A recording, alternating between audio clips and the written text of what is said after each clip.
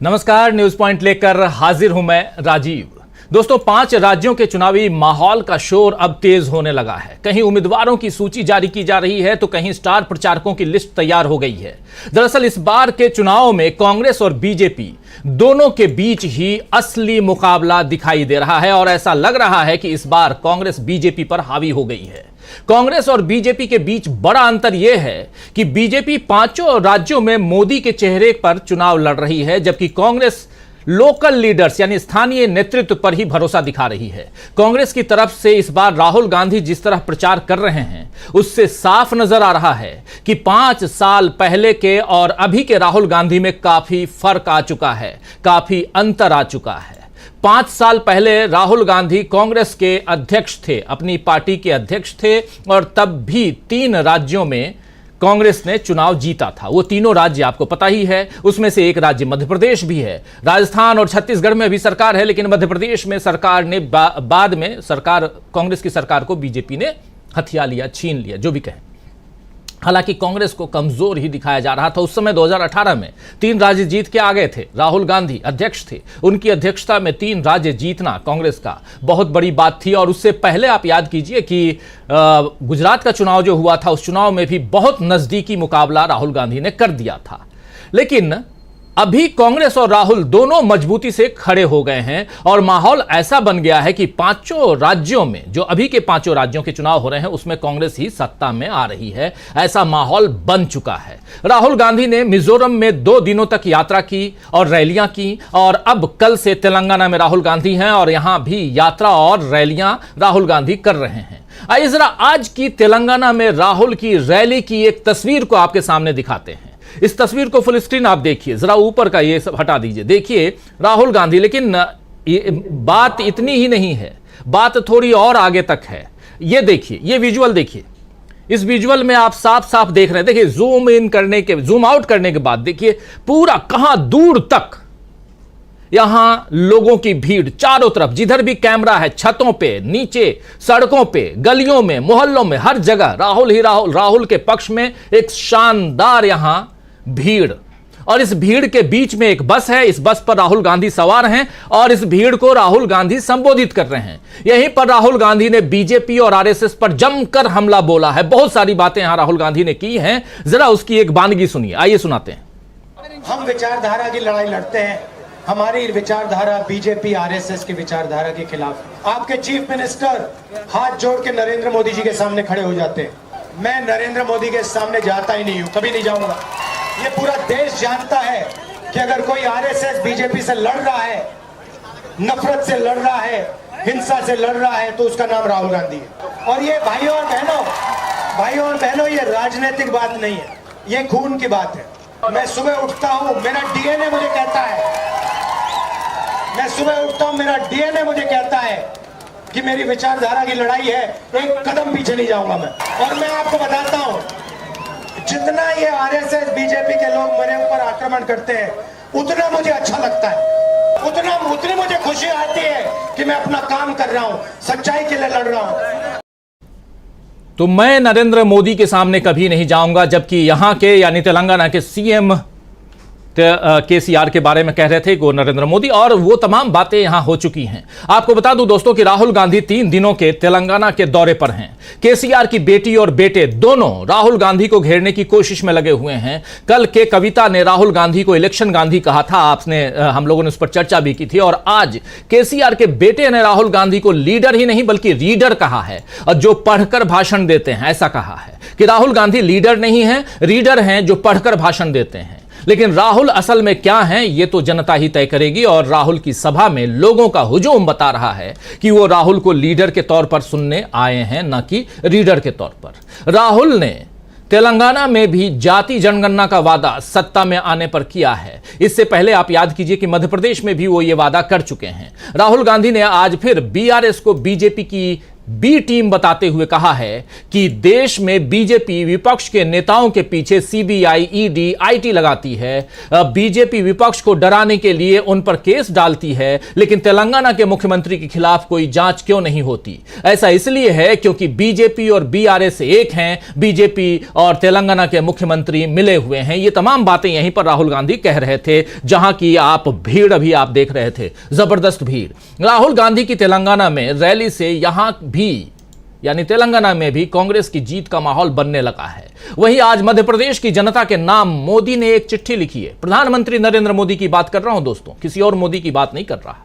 तो नरेंद्र मोदी जी ने एक चिट्ठी लिखी है मध्य प्रदेश की जनता के नाम। आप जानते हैं दोस्तों कि मध्य प्रदेश में बीजेपी की हालत खराब है, वहां बगावत का माहौल है, मगर बीजेपी सत्ता में लौटने का दावा कर रही है और आज अपने खत के जरिए 2003 के पहले की दिग्विजय सरकार और केंद्र में रही मनमोहन सरकार पर पीएम नरेंद्र मोदी ने निशाना साधा है।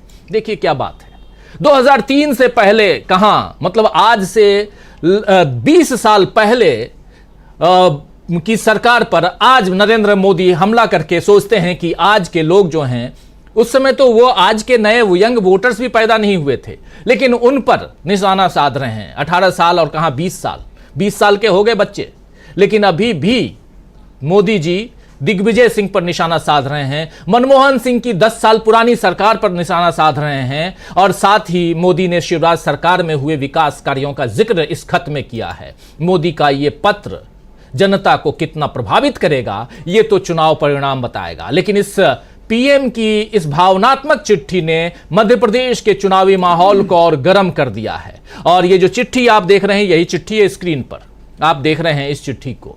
इससे एक बार फिर यह साबित हो गया है कि भाजपा इस बार का चुनाव सिर्फ मोदी के चेहरे के भरोसे ही लड़ेगी। मध्य प्रदेश में जो इन्होंने भाजपा ने अपना जो चुनावी गाना रिलीज किया है, उसमें भी शिवराज का नाम नहीं है, बल्कि मोदी जी का नाम है कि मोदी को जिताना है, मोदी को लाना है। तो लोग पूछ रहे हैं कि मोदी जी को कहां से जिताना है, यानी किस जगह से मोदी जी विधायकी का चुनाव लड़ रहे हैं, वहां की जनता पूछ रही है। और क्या शिवराज सिंह की छुट्टी हो गई और मोदी जी अपनी इधर से छुट्टी कराकर, दिल्ली से छुट्टी करा करके सीएम पद पे बैठने वाले हैं मध्य प्रदेश में? ये जनता पूछ रही है। जो बातें आ रही हैं दोस्तों, वही आप तक रख रहा हूं बड़ी सफाई के साथ। लेकिन खैर, उधर छत्तीसगढ़ में आज अमित शाह ने जगदलपुर में रैली करके, जगदलपुर आप जानते हैं वो बस्तर का गढ़ है, यानी कि पूरा का पूरा जो, और जगदलपुर बस्तर जिले का प्रमुख हिस्सा भी है और मुख्यालय है। और वहां पर आज अमित शाह पहुंचे थे। कांग्रेस सरकार पर भ्रष्टाचार के आरोप समेत कई तरह का निशाना साधा उन्होंने, और साथ ही ऐसा कर दिया, ऐलान कर दिया है वहां पर अमित शाह ने, जो देश के गृह मंत्री हैं, कि इस बार छत्तीसगढ़ 3 बार दिवाली मनाएगा। 3 बार कैसे मनाएगा? एक दिवाली के दिन, दूसरी दिवाली 3 दिसंबर को जब भाजपा राज्य में सरकार बनाएगी, और तीसरी दिवाली, यह बहुत महत्वपूर्ण है, तीसरी दिवाली जनवरी महीने में, यानी 2024 के जनवरी में अयोध्या में जब भव्य राम मंदिर का उद्घाटन होगा, उस समय छत्तीसगढ़ में दिवाली मनाई जाएगी। यह अयोध्या कहां से आ गया भाई साहब छत्तीसगढ़ में? लेकिन सुन लेते हैं, चलिए सुनिए क्या कुछ कह रहे हैं अमित शाह जी। पहली दिवाली तो दिवाली के त्योहार की मनेगी, दूसरी दिवाली 3 दिसंबर को जब सरकार कमल की बनेगी तब मनानी है, और तीसरी दिवाली जब राम जन्मभूमि पर अयोध्या में जनवरी में प्रभु श्री राम का मंदिर होगा, तब भी राम के नैनीहाल में दिवाली मनेगी। यानी राम के बिना तो भाजपा का काम होता ही नहीं है। राम मंदिर के बिना भाजपा कोई चुनाव लड़ ले, ये तो पिछले 40-42 साल से इस देश ने नहीं देखा। वही चल रहा है। और आज भी छत्तीसगढ़ में, बस्तर में राम मंदिर लेकर के यहां अमित शाह जी आ गए। खैर कोई बात नहीं। आज राजस्थान के सीएम इधर अशोक गहलोत ने भी पूरे आत्मविश्वास के साथ प्रेस कॉन्फ्रेंस में पत्रकारों के सवालों का जवाब दिया है। उन्होंने सीएम पद को लेकर बहुत बड़ी बात कह दी है। जरा सुनिए अशोक गहलोत, जो राजस्थान के मुख्यमंत्री हैं, क्या कुछ कह रहे हैं अपने ही पद को लेकर। चुनाव जीत के आते हैं तो क्या इस कुर्सी को छोड़ेंगे या रहेंगे? सुनिए। तो उसने कहा साहब भगवान करे वहां पर मुख्यमंत्री बने, चौथी बार मुख्यमंत्री बने। तो मैंने उनको कह दिया, सुनो भाई माता जी, आप जो है आप बताइए, आपका हार्ट ट्रांसप्लांट हो गया, मैं मुख्यमंत्री पद छोड़ना चाहता हूं, पर ये पद मुझे नहीं छोड़ रहा है। अब तो समझ जाओ कितनी नहीं, हिंदुस्तान में कितने मुख्यमंत्री हिम्मत है तो ये कहे कि मैं पद छोड़ना चाहता हूं, पद मुझे नहीं छोड़ रहा, बताइए दीजिए। तो ये अशोक गहलोत जी की जो इनको जादूगर कहते हैं वो जादूगरी है, या अशोक गहलोत जी की वाकपटुता है, या अशोक गहलोत जी की ये चालाकी है शब्दों की, या अशोक गहलोत सचमुच अपने पद को छोड़ना चाहते हैं, ये तो आने वाला वक्त बताएगा। लेकिन कुल मिलाकर कांग्रेस अपनी जीत को लेकर आश्वस्त है। राहुल गांधी चुनावी राज्यों की यात्राएं कर रहे हैं जो कांग्रेस की जीत के दावे को पुख्ता कर रही है। तभी तो राहुल कह रहे हैं कि तेलंगाना में कांग्रेस की आंधी है। जी हां, और ये आंधी अभी जो आप देख रहे थे, जो भीड़, उससे आपको समझ में आ रही होगी। लेकिन राहुल गांधी, और इस बीच आप देख रहे हैं कि राहुल गांधी पदयात्रा कर रहे हैं। ये लाइव आप देख रहे हैं हमारे इसी चैनल के दूसरे, हमारे स्क्रीन पे दूसरे भाग में, बिल्कुल मेरे से दाहिने साइड में आप देख रहे हैं राहुल गांधी की ये भारत जोड़ो यात्रा का एक्सटेंशन जो है वो यहां आप देख रहे हैं। लेकिन इससे पहले राहुल गांधी आंधी की बात तेलंगाना में कैसे कह रहे थे, ये देख लेते हैं। इस पदयात्रा में भी चलेंगे, पहले देखते हैं राहुल गांधी क्या कह रहे हैं। कांग्रेस पार्टी की आंधी आने वाली है और कांग्रेस पार्टी के जो हमारे कार्यकर्ता हैं, वर्कर हैं, आपको इन लोगों ने 10 साल तंग किया, आपको दबाया, मारा, कुचला, पीटा। आप हमारे शेर हो और आप भूलो मत कि आपकी सरकार आने वाली है। ये तेलंगाना की जनता की सरकार होगी, मगर ये कांग्रेस पार्टी के कार्यकर्ता की भी सरकार होगी और सरकार में आपको शामिल करके ये सरकार चलाई जाएगी। तो ये राहुल गांधी, और इस वक्त राहुल गांधी पदयात्रा कर रहे हैं शाम 7 बजे से। जैसे ही हमने इस कार्यक्रम की शुरुआत की, उधर उन्होंने अपनी पदयात्रा की शुरुआत की। दोनों साथ साथ चलेंगे हम। तो आइए दोस्तों, आज न्यूज पॉइंट में चर्चा करेंगे कि क्या इस चुनाव में बीजेपी के दिवाली मनाने के अरमान होंगे पूरे। 3-3 दिवाली की बात बीजेपी कर रही है, या बीजेपी के दावों का दिवाला निकल जाएगा, या फिर छत्तीसगढ़ समेत बाकी राज्यों, चारों राज्यों की जनता इस बार कांग्रेस के लिए दिवाली की खुशियां दोगुनी करेगी। लेकिन सबसे बड़ी बात कि राहुल की यात्रा क्या सचमुच कमाल कर रही है। चलिए इस चर्चा की शुरुआत करते हैं। हमारे साथ कुछ वरिष्ठ साथी हैं, सबसे पहले उन सबसे आपका परिचय करवाऊं और लगातार बीच बीच में इस यात्रा को भी हम आप तक लेके आएंगे। देखिए, इस वक्त हमारे साथ 5 वरिष्ठ साथी जुड़े हुए हैं। हमारे साथ प्रोफेसर अखिल स्वामी जी जुड़े हुए हैं, हमारे साथ retired IPS officer Vijay Shankar Singh साहब जुड़े हुए हैं, हमारे साथ डॉक्टर दीपक पाचपोर जी जुड़े हुए हैं, हमारे साथ अमलेंदु उपाध्याय जी जुड़े हुए हैं, और इधर स्टूडियो में हमारे साथ ही वरिष्ठ पत्रकार शकील अख्तर जी जुड़े हुए हैं। आप पांचों का स्वागत करता हूं, इस्तकबाल करता हूं। थोड़ी देर में 2 और साथी जुड़ेंगे, उन सबका भी स्वागत करूंगा। और स्वागत इस्तकबाल आप तमाम दोस्त साथी शुभचिंतक आप सबका जो अब तक जुड़ चुके हैं, जुड़ने वाले हैं इस खास कार्यक्रम में।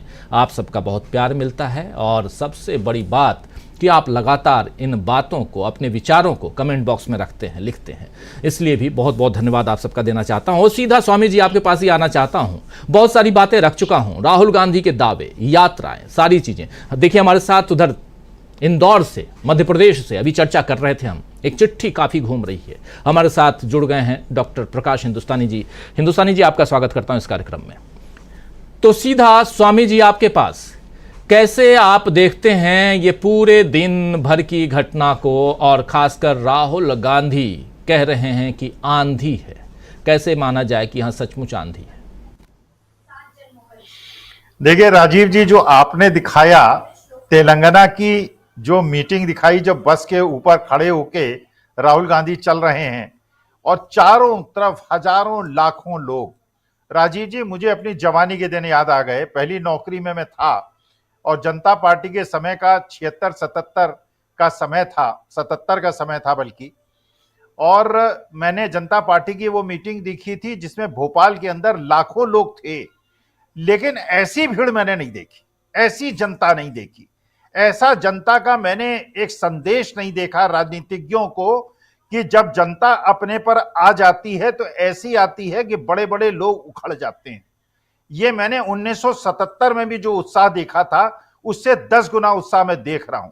और जो अभी तक हम लोग राजीव जी कहते आए कि ये ऐसा तूफान है, ऐसा प्यार का तूफान है। और राजीव जी ये देखिए, ये लाखों लोग जो हैं, इसमें ढूंढिए कौन हिंदू है, कौन मुसलमान है, कौन सिख है, कौन ईसाई है, कौन सनातनी है, कौन द्रविड़ियन है, कौन बौद्ध है, कौन बेरकराइट है, कौन उच्च वर्ण है, कौन। ये हिंदुस्तान है, ये भारतवर्ष है। ये भारतवर्ष का एक सम्मिलित एक मत समाज है जो कि राहुल गांधी के साथ कंधे से कंधा मिलाकर खड़ा हो गया है।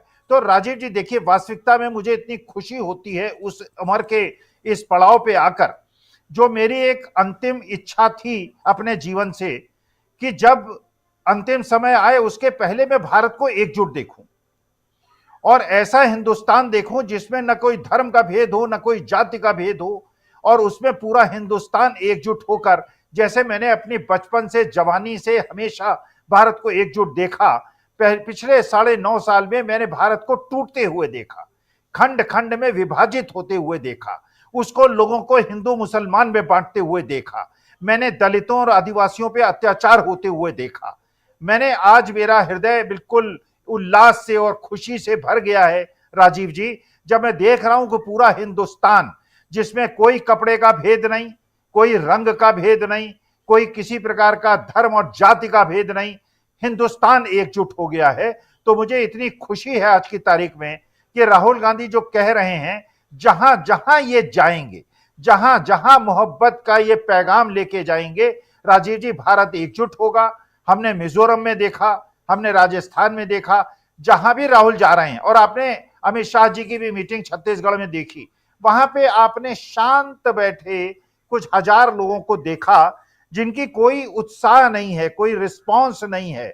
और मैं ये जानता हूं 3 दिसंबर को दिवाली मनेगी और जो लोग गलती से मिठाई के डिब्बों का ऑर्डर कर देंगे, हम लोग 50% दाम पे उनसे डिस्काउंट पे खरीद लेंगे। हो सकता है फ्रस्ट्रेशन में वो छोड़ दें और फिर हम देश की जनता को बिना धर्म और जाति के, देखिए सबसे बड़ी बात यह है, मैं अपने देश को धर्म और जाति से ऊपर कर मोहब्बत और प्रेम के पैगाम को साथ लेते हुए बढ़ते देख रहा हूं। और राहुल गांधी ने जो अलग जगह दी है 13 महीने पहले, जो उन्होंने अलग जगाई है, मैं आज उसकी परिणति देख रहा हूं। और भारत को जिस रूप में मैं देखना चाहता था, तो मैं आज राजीव जी बहुत खुश हूं और तेलंगाना के लोगों को प्रणाम करता हूं, सलाम करता हूं और उनसे कहता हूं इसी तरह से ये संदेश अपना देते जाइए, जहां जहां राहुल गांधी पहुंचे ऐसे ही उनका सहयोग कीजिए। देश को एकजुट होने की आवश्यकता है और जो दिवाली और ईद के अंदर भेद करते हैं, जो कि अलग अलग प्रकार से देश को तोड़ने का प्रयास करते हैं, उनको बिल्कुल सफल मत होने दीजिए। ये देश मोहब्बत की इमारत, मोहब्बत की नींव पे खड़ी होगी। हम और आप मिलकर संघर्ष करेंगे, हमारे बीच में कोई धर्म और जाति का भेद नहीं होगा। 142 करोड़ परिवार के लोग, तेलंगाना के लोगों, आपने बिल्कुल जैसे कर्नाटका के लोगों ने आशीर्वाद दिया, आपका आशीर्वाद, आपका स्नेह वचन देखकर आपके प्रति मेरा श्रद्धा का भाव बढ़ गया है। हम उत्तरवासी भी, आपने जो ये प्रेम और सद्भाव दिखाया है, भारत को एकजुट करने की जो प्रतिज्ञा ली है, हम उत्तर भारतीय भी इसको आगे बढ़ाएंगे। हमारा भी समय आने दीजिए, नहीं तो 7 महीने के बाद लोकसभा के चुनाव में उत्तर प्रदेश, बिहार भी यही दिखाएगा जो कर्नाटका और तेलंगाना दिखा रहा है। कर्नाटका के बाद अब तेलंगाना में जो भीड़ है, और इस वक्त राहुल गांधी पदयात्रा कर रहे हैं, वो तस्वीर भी हम लाइव आपको बीच बीच में दिखा ही रहे हैं। स्वामी जी बहुत शुक्रिया, आपने जो बातें अपनी रखी। और सीधा इधर स्टूडियो में हमारे साथ जुड़े हुए हैं शकील अख्तर जी। जरा आपके पास आना चाहता हूं, 2-3 मसलों पे, बहुत गंभीर मसलों पे आपसे चर्चा करना चाहता हूं। एक तो राहुल गांधी की पदयात्रा की गूंज क्या दिल्ली के, आज चूंकि आप रोज ही आप एआईसीसी दफ्तर में रहते हैं, ऑल इंडिया कांग्रेस कमेटी के दफ्तर में, और इसलिए भी आपसे समझना चाहता हूं कि क्या यहां भी उसकी कोई चर्चा है, कोई गूंज है, कितना उत्साह है राहुल गांधी की यात्रा जो चल रही है, पहले मिजोरम और तेलंगाना, और इस वक्त हम उसकी चर्चा भी कर रहे हैं और लाइव दिखा भी रहे हैं। बीच बीच में जरा उस स्क्रीन पे ले भी आइए, राहुल गांधी कहां पहुंचे हैं ये भी हम देखें। और दूसरी तरफ अशोक गहलोत ने जो कहा है आज, उसके क्या मायने निकाले जाए। अशोक गहलोत से एक सवाल और भी किया गया, आप तो उस प्रेस कॉन्फ्रेंस में थे, इसलिए भी आपसे समझना, फर्स्ट हैंड जानकारी लेना ज़्यादा अहम हो जाता है, ज़रूरी हो जाता है।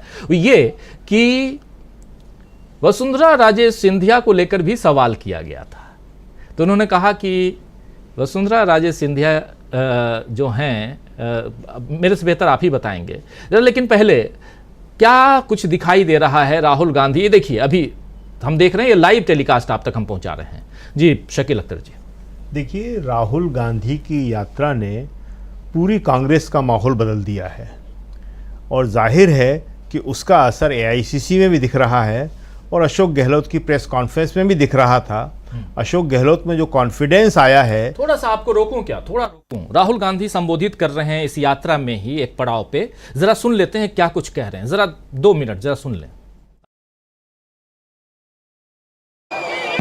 आपके सामने कुछ ही दिनों में तेलंगाना में चुनाव होने वाला है। तेलंगाना का वायदा 2004 में सोनिया जी ने, कांग्रेस पार्टी ने यहाँ आपको किया था।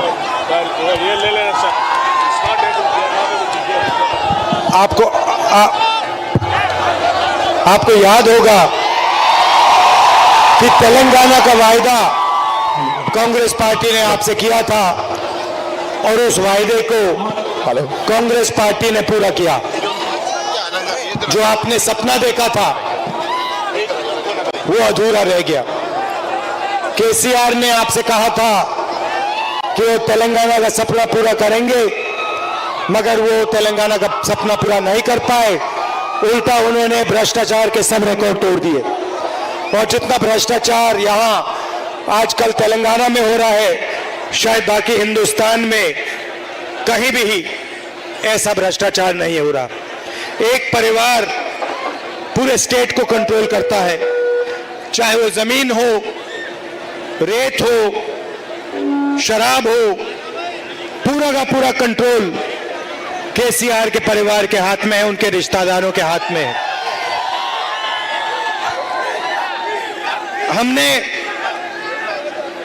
मेरा आपके साथ राजनीतिक रिश्ता नहीं है,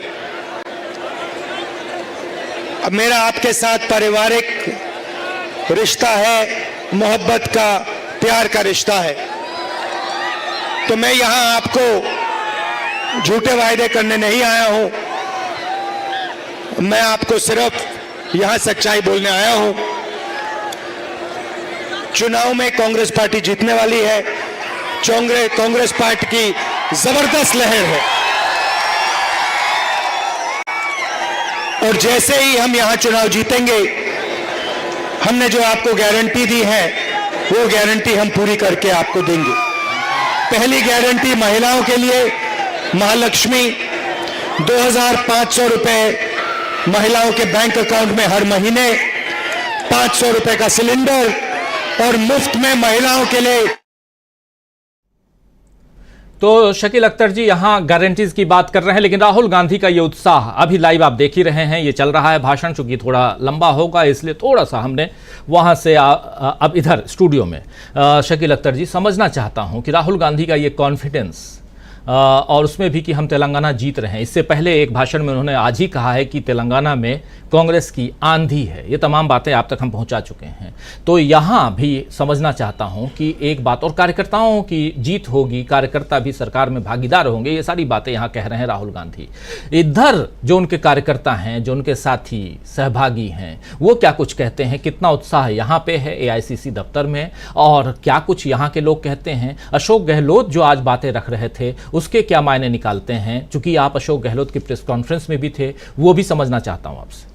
देखिए, न केवल कांग्रेस कार्यकर्ताओं में बल्कि पूरे देश में एक माहौल बन गया है। अब जहां तक कांग्रेस की बात है तो आज राहुल गांधी ने एक बहुत ही महत्वपूर्ण बात कही जो इससे पहले उन्होंने कभी नहीं कही थी। राहुल गांधी ने साफ साफ शब्दों में कहा कि जो सरकार बनेगी वो कांग्रेस के कार्यकर्ताओं की भी सरकार होगी। इससे पहले हमेशा ये शिकायत रही है कि कार्यकर्ताओं की नहीं सुनी जाती है, लेकिन भारत जोड़ो यात्रा के दौरान जिस तरह कार्यकर्ताओं ने सहयोग किया और जिस तरह कार्यकर्ताओं ने भारत जोड़ो यात्रा को सफल बनाया, उसके बाद ये मैसेज राहुल बार बार हर जगह दे रहे थे और आज उन्होंने उसको बड़े साफ शब्द दे दिए हैं। देखिए, यूपीए के टाइम में सोनिया गांधी ये बात कहती रही और वो काम कांग्रेस के नेताओं ने नहीं किया, कार्यकर्ताओं को शामिल नहीं किया, कार्यकर्ताओं की बात नहीं सुनी, तो 2014 में उसके परिणाम देखे और उसके बाद विधानसभाओं में भी कांग्रेस हारती चली गई। लेकिन जब राहुल गांधी ने ये कहना शुरू किया, उनकी यात्रा शुरू हुई, तो आपने देखा कि उसका 2 चुनाव हुए यात्रा के बाद और यात्रा के दौरान, हिमाचल और कर्नाटक, और दोनों में कांग्रेस जीती। आज अशोक गहलोत की जो प्रेस कॉन्फ्रेंस थी, उसमें अशोक गहलोत का जो कॉन्फिडेंस था, वो कॉन्फिडेंस भी राहुल गांधी की इस तेलंगाना यात्रा, उससे पहले मिजोरम यात्रा और राहुल गांधी की जो सफलता है उससे बन रहा था। क्यों? क्योंकि राजस्थान एक ऐसा प्रदेश है, जिन 3 हिंदी बेल्ट में चुनाव हो रहे हैं, जहां टक्कर जो है बड़े मुकाबले की दिखाई दे रही है। मध्य प्रदेश कांग्रेस के लिए अच्छा माना जा रहा है, छत्तीसगढ़ कांग्रेस के लिए अच्छा माना जा रहा है, लेकिन राजस्थान में ऐसा माना जा रहा है आमतौर पे कि कांग्रेस और बीजेपी के नेक टू नेक फाइट है। तो आज अशोक गहलोत ने बड़े साफ शब्दों में कहा कि किसी का भी टिकट नहीं काटा जा रहा है। किसी से मतलब जिसको विपक्षी खेमा कहा जाता है, या जिसको सचिन पायलट के लोग कहा जाता है, या जिसके बारे में सवाल पूछे जा रहे थे कि जो लोग मानेसर गए थे। लेकिन अशोक गहलोत ने कहा कि मैंने किसी के भी नाम पे कोई ऑब्जेक्शन नहीं किया है। ये एक अच्छा संकेत था कांग्रेस के लिए कि कांग्रेस जो है चुनाव मिलके लड़ रही है, और अगर कांग्रेस राजस्थान के अंदर एकता के साथ चुनाव लड़ ले तो वहाँ पे भी वो अच्छा परिणाम दे सकती है। क्यों? क्योंकि राजस्थान में वसुंधरा राजे को अलग थलग कर दिया है बीजेपी ने, और यही अशोक गहलोत बता रहे थे कि वसुंधरा राजे के बारे में मैं कुछ नहीं कहूँगा, क्योंकि मेरे कुछ कहने की वजह से उनके ऊपर कोई इल्ज़ाम ना आ जाए जी। और ये बात सही है कि बीजेपी में कुछ लोग चाह रहे हैं कि वसुंधरा पे कोई बड़ा आरोप लगा दें, जो अभी तक बीजेपी के नेता वहाँ पे लगा नहीं पा रहे हैं। तो बीजेपी वहाँ पे प्रधानमंत्री नरेंद्र मोदी जी के नाम पे चुनाव लड़ रही है, और यहाँ पे कांग्रेस अभी तक जो है एकता के साथ चुनाव लड़ रही है। अभी टिकटों की घोषणा नहीं हुई है। राजस्थान में जैसे ही टिकटों की घोषणा होगी तो ये तस्वीर और क्लियर हो जाएगी कि टिकट कितने जीतने वाले उम्मीदवारों को दिए गए हैं। क्योंकि अभी तक मध्य प्रदेश और छत्तीसगढ़, ये दोनों उदाहरण ऐसे हैं, तेलंगाना में भी दिए हैं, मिजोरम में भी दिए हैं जी, जहाँ जीतने वाले कैंडिडेट को ही टिकट दिए जा रहे हैं। इसके अलावा जो आपने राहुल गांधी की बात की थी, तो राहुल गांधी की एक बात आज और तेलंगाना में बहुत ख़ास रही है, जो उन्होंने वंशवाद का जो आरोप लगाया जाता है, डायनेस्टी का जो आरोप लगाया जाता है, उसके जवाब में आज साफ साफ कहा कि मेरे डीएनए में है, ये मेरे खून में है कि मैं किसी से डरूंगा नहीं, प्रधानमंत्री मोदी के सामने झुकूंगा नहीं। ये बहुत बड़ी बात उन्होंने कही है कि ये मेरे परिवार का हिस्सा है, और मैं प्रधानमंत्री नरेंद्र मोदी के खिलाफ, आरएसएस और बीजेपी के खिलाफ, उनकी गलत नीतियों के खिलाफ लड़ता रहूंगा जी। ये बहुत बड़ी बात है। एक बार फिर से चलते हैं, राहुल गांधी क्या कुछ कह रहे हैं। उनका भाषण अभी चल रहा है, और उस भाषण को सुनकर के और सीधा डॉक्टर प्रकाश हिंदुस्तानी के पास आएंगे हम। लेकिन एक बार सुन लेते हैं क्या कुछ चल रहा है, राहुल गांधी क्या कुछ कह रहे हैं। सुनिए जरा, लाइव सीधे तेलंगाना से, करीमनगर से। यहां पे लहर आ रही है, जैसे सुनामी आती है वैसे सुनामी कांग्रेस पार्टी की आने वाली है, और पहले यहां आएगी और फिर दिल्ली में आएगी। आखिरी बात मैं आपसे कहना चाहता हूं, बीजेपी के लोग पिछड़ों की बात करते हैं, ओबीसी की बात करते हैं, बीआरएस के लोग ओबीसी की बात करते हैं। मैं इनसे पूछता हूं, अगर आप ओबीसी को इतना चाहते हो तो आपने कास्ट सेंसस का जो डेटा है, जो कांग्रेस पार्टी ने कास्ट सेंसस किया था, जाति जनगणना की थी, उसका डेटा अपने देश को क्यों नहीं दिखाया? जैसे ही हमारी यहां सरकार आएगी, आप लिख के रख लो, तेलंगाना में कांग्रेस पार्टी जाति जनगणना करवाएगी, कास्ट सेंसस यहां हम करवाएंगे, और उसके बाद दिल्ली में जैसे ही हम चुनाव जीतेंगे वैसे हम दिल्ली में कास्ट सेंसस करवाएंगे, और ओबीसी की सच्ची जो शक्ति है, ओबीसी को हम उनकी सच्ची शक्ति दिखाएंगे। भाइयों और बहनों, आप यहां आए, आपने अभी मेरे साथ पदयात्रा चली, दिल से मैं आपका धन्यवाद करना चाहता हूं। दिल्ली में मैंने आपसे कहा मेरा पारिवारिक रिश्ता है, राजनीतिक रिश्ता नहीं है। आप दूसरों से राजनीतिक रिश्ता रखो, मेरा आपसे पारिवारिक रिश्ता है। जब भी तेलंगाना को, सुन लीजिए, जब भी तेलंगाना को राहुल गांधी की जरूरत होगी, मैं आपका सिपाही दिल्ली में बैठा हूं। जब भी आपको मेरी जरूरत होगी, मैं 1 मिनट में हाजिर हो जाऊंगा। जो भी आप काम मुझसे पूछोगे, दिल से मैं आपका काम करूंगा। बहुत बहुत धन्यवाद, नमस्कार, जय हिंद।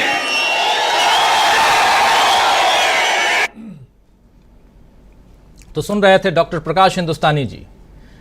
जब भी हमारी जरूरत पड़ेगी 1 मिनट में हाजिर हो जाऊंगा। आपका सिपाही जो है वो दिल्ली में बैठा हुआ है। एक कॉन्फिडेंस दिखाई दे रहा है यहां सीधा राहुल गांधी में, और जो बातें कर रहे हैं, जो भाषण दे रहे हैं, वो तो आप और हम सब सुन ही रहे थे।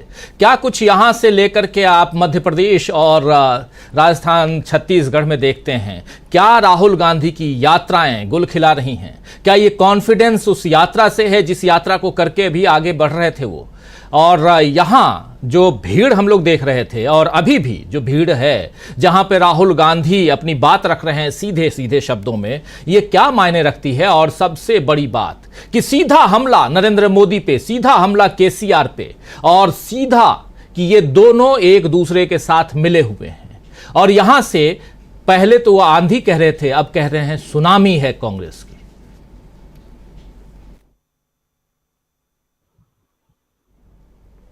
अनम्यूट कर लीजिए प्लीज, आवाज नहीं आ रही है प्रकाश जी की।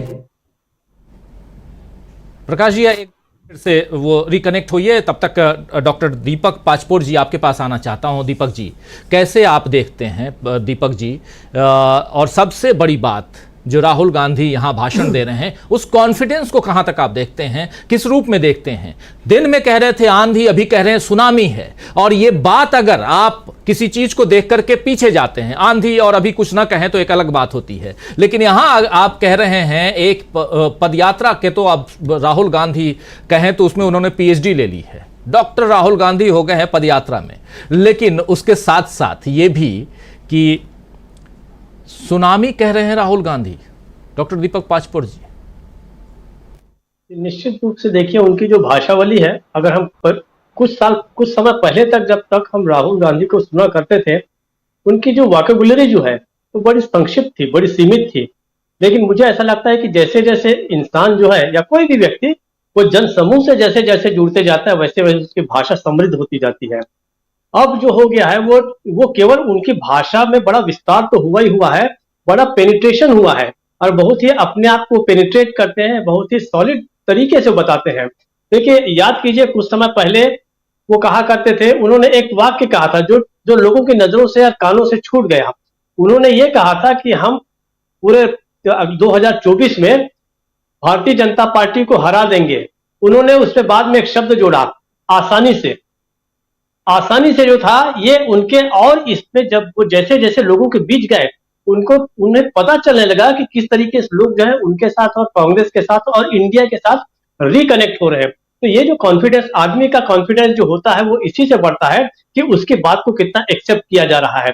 ये देखिए जो लाखों की भीड़ है इस समय, ये मुझे नहीं लगता कि वाकई किसी ने बुलाई होगी।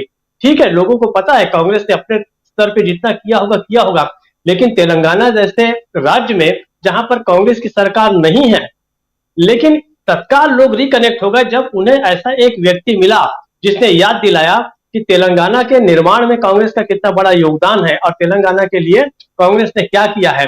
इसी रिकनेक्शन का इंतजार जो है वो जनता कर रही थी और कर भी रही है। बहुत सारे ऐसे राज्यों में जहां पर कांग्रेस मान लीजिए इस समय नहीं है, वहां भी लोग आ रहे हैं। फिर उन्होंने बड़े कॉन्फिडेंस के साथ ये भी बताया कि सबसे पहला काम जो हम करेंगे वो जाति गणना करेंगे, जातिगत जनगणना। और उन्होंने एक बात और आज जोड़ी है, उन्होंने कहा कि इस समय देश में यह सबसे बड़ा मुद्दा है। इसका मतलब यह है कि पूरे देश में इस मुद्दे को लेकर कांग्रेस जो है वो जा रही है, जाएगी। और उसी के जरिए उसको जो है इतनी बड़ी जन स्वीकार्यता मिल रही है। मतलब राहुल गांधी के जितने भी, आप मिजोरम में चले जाइए, मिजोरम से जब वहां है तो ऐसा ऐसा लगता है कि जब एक राज्य से दूसरे राज्य में प्रवेश करते हैं तो कहीं भी ऐसा लगता है कि राज्य बदल गया है। मुझे तो ऐसा लगता है कि शायद कोई सीमा उनके लिए अब रही नहीं गई है, वे बस चले जा रहे हैं। जिस तरीके से पिछले साल की उनकी जो यात्रा थी, भारत जोड़ो यात्रा में पता ही नहीं चलता था कि वे कर्नाटक में है या तेलंगाना में है या तमिलनाडु में है या महाराष्ट्र में है या मध्य प्रदेश में, कहाँ है। वैसी की वैसी भीड़ यहाँ भी आप देखिए वही नजर आ रहा है। पहली बात तो है कि वो इस समय जो जातिगत जनगणना का मुद्दा इतना प्रगाढ़ कर दिया है उन्होंने और लोगों के दिमाग में बैठा दिया है, निश्चित रूप से सबसे बड़ा टारगेट है। तो मुझे ऐसा लगता है कि जो कॉन्फिडेंस आने का सबसे बड़ा कारण जो है वो यही है। आप शायद मुझे कुछ जोड़ना चाहते हैं? जी जी, कॉन्फिडेंस की बात आप कर रहे हैं और बिल्कुल जो कॉन्फिडेंस है वो यही है कि यहाँ राहुल गांधी के लिए अब सीमाएं नहीं हैं, चाहे वो किसी भी राज्य में रहें, जहां भी वो पदयात्रा कर रहे हैं उस कॉन्फिडेंस के साथ कर रहे हैं। आप कह रहे थे ये बात, जहां आना चाहता हूं डॉक्टर प्रकाश हिंदुस्तानी जी, आवाज मेरी आ रही है आप तक? प्रकाश जी की आवाज आ रही है, हम तक आ रही है? जी कहिए, मुझे आपकी आवाज मिल रही है।